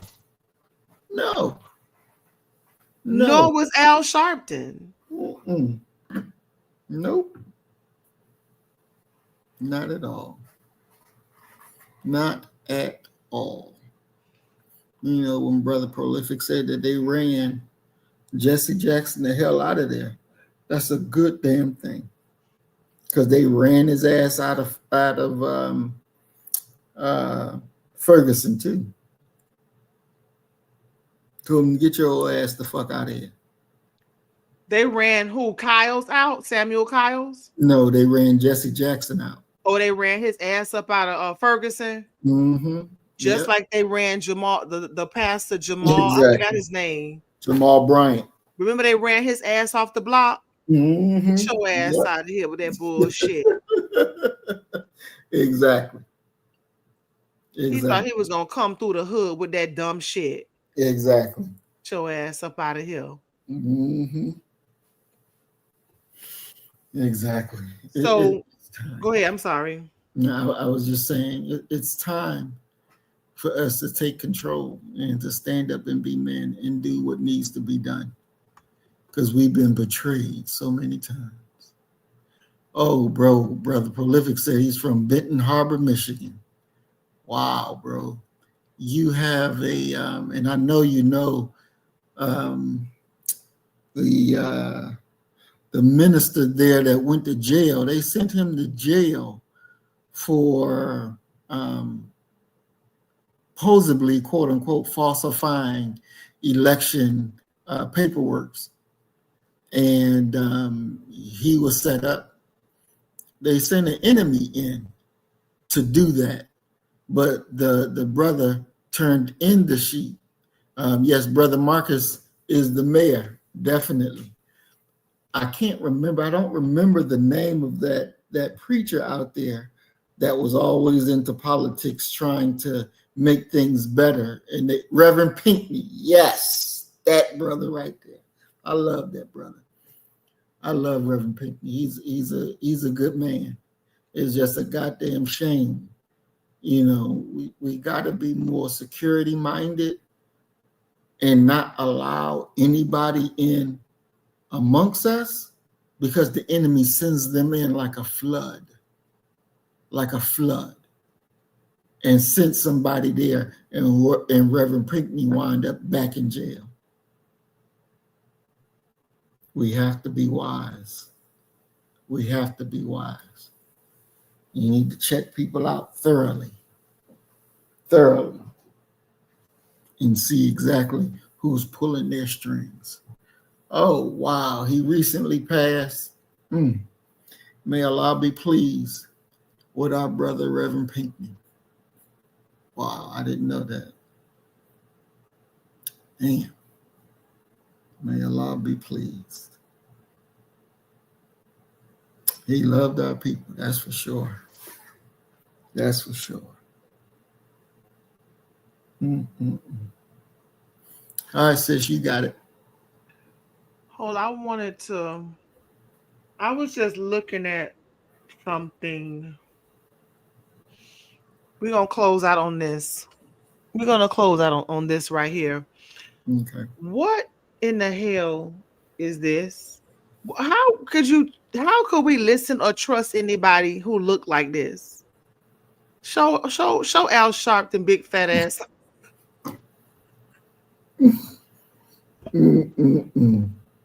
What? He still ain't no better even with the surgery. No. His big fat ass with a whole perm kit going on. He looked like, what were people thinking putting him in a position to be a spokesperson for Black people? I think he was in the situation. He was there. He was able to be an opportunist and jump on the situation, and it just carried him. It just carried him. He was a loud mouth, and it just carried him. He's never done anything for our community. Maurice, how does Al Sharpton make his money? Now he makes it from MSNBC, the Democratic Party. And he did some other things too. When he was with those who, when they sued the police for police brutality, then, he also gets a cut from out of there. He's an attorney? No, he ain't no attorney. He a street nigga. He's just a straight up rep. So he don't even have a church. No, he has a National Action Committee. He ain't got no real church where they come to Sundays and go to church and all that. No, he got an organization. Because wasn't he Reverend? But wasn't they calling him Reverend Al Sharpton? Yeah, that's what they call him. That's what they call him. So he just has like a nonprofit. And the nonprofits goal or mission is to do what? For civil rights, the Black community? Yeah, civil rights. Yeah, civil rights.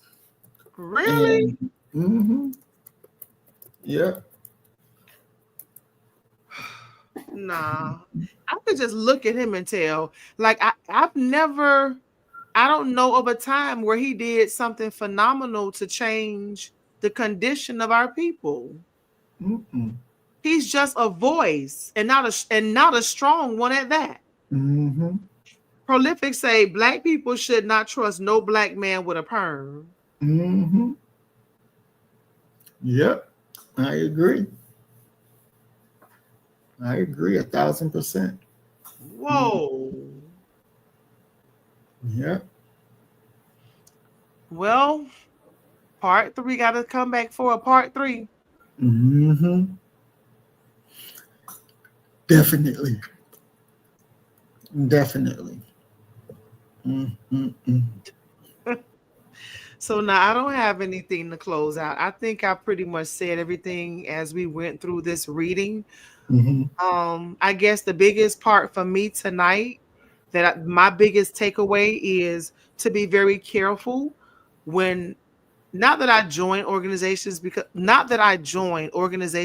I'm not that type of person.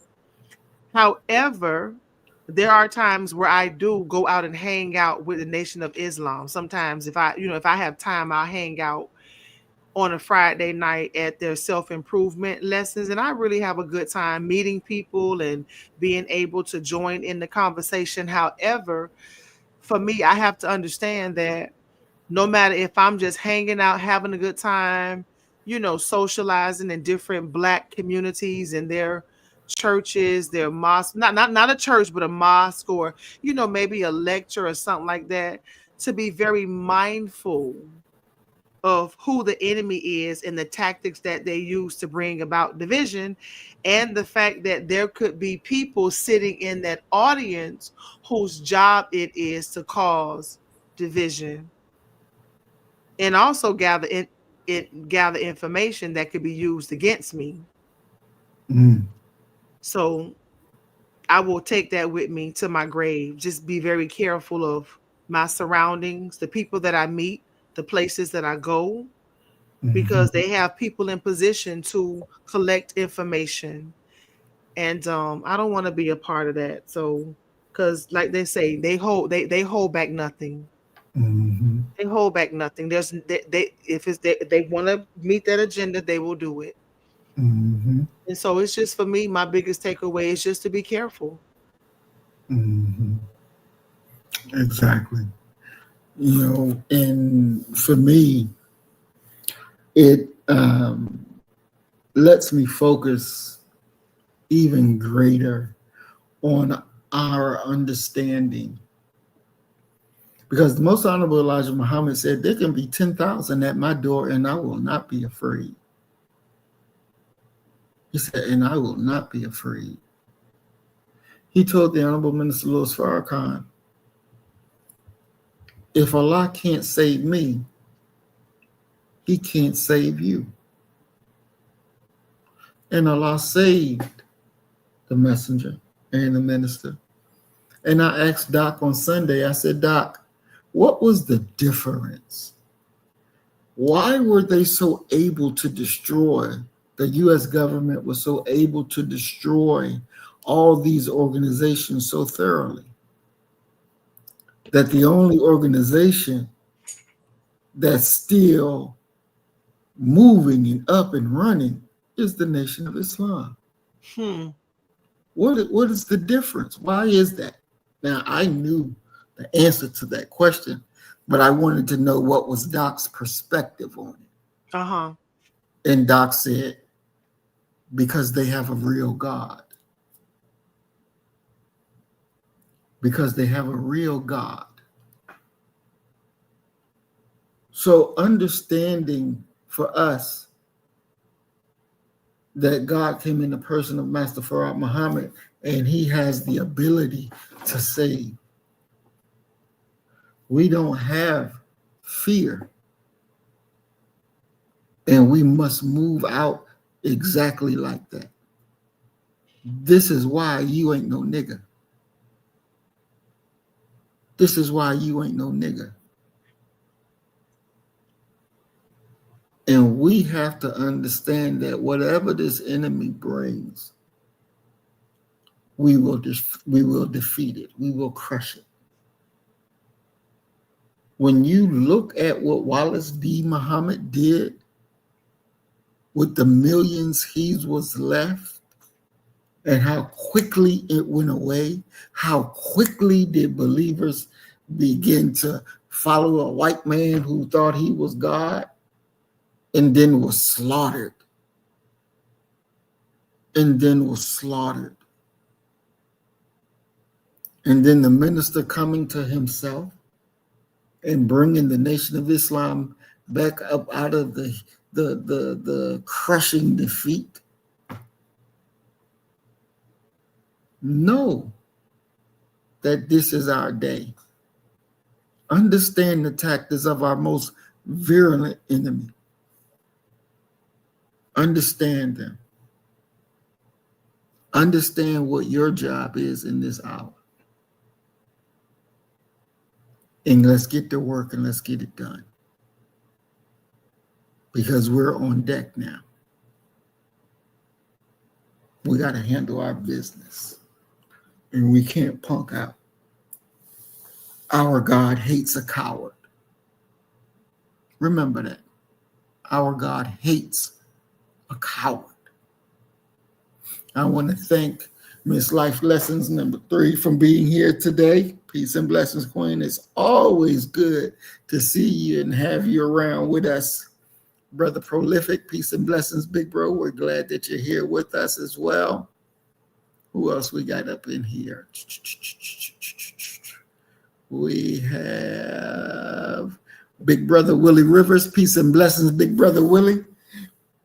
Big Brother Roy, peace and blessings, bro. We're glad that both of y'all are here with us. Emerald Modesty, peace and blessings, Queen. We are glad that you all are here with us. So we thank you all for coming out. We ask y'all to join us next Tuesday. We will be back with part 3 of this COINTELPRO understanding, this lesson, this reading, this power. So let's make sure we be back here on time and ready. Please like, share, subscribe, and push the message out so it may grow and grow and grow. And our people's eyes will be open and remain open because we are at war. As we always say, you kill the nigga in you, I'm going to kill the nigga in me, and our God will reign supreme. We are Black first. Today, tomorrow, and forever. Love you, family. Peace and blessings. Assalamu alaikum. Shalom. So you better get the message and get it straight. You're going to need some bridge work. It's simple as that. Because we're living in judgment. We're living in implementation.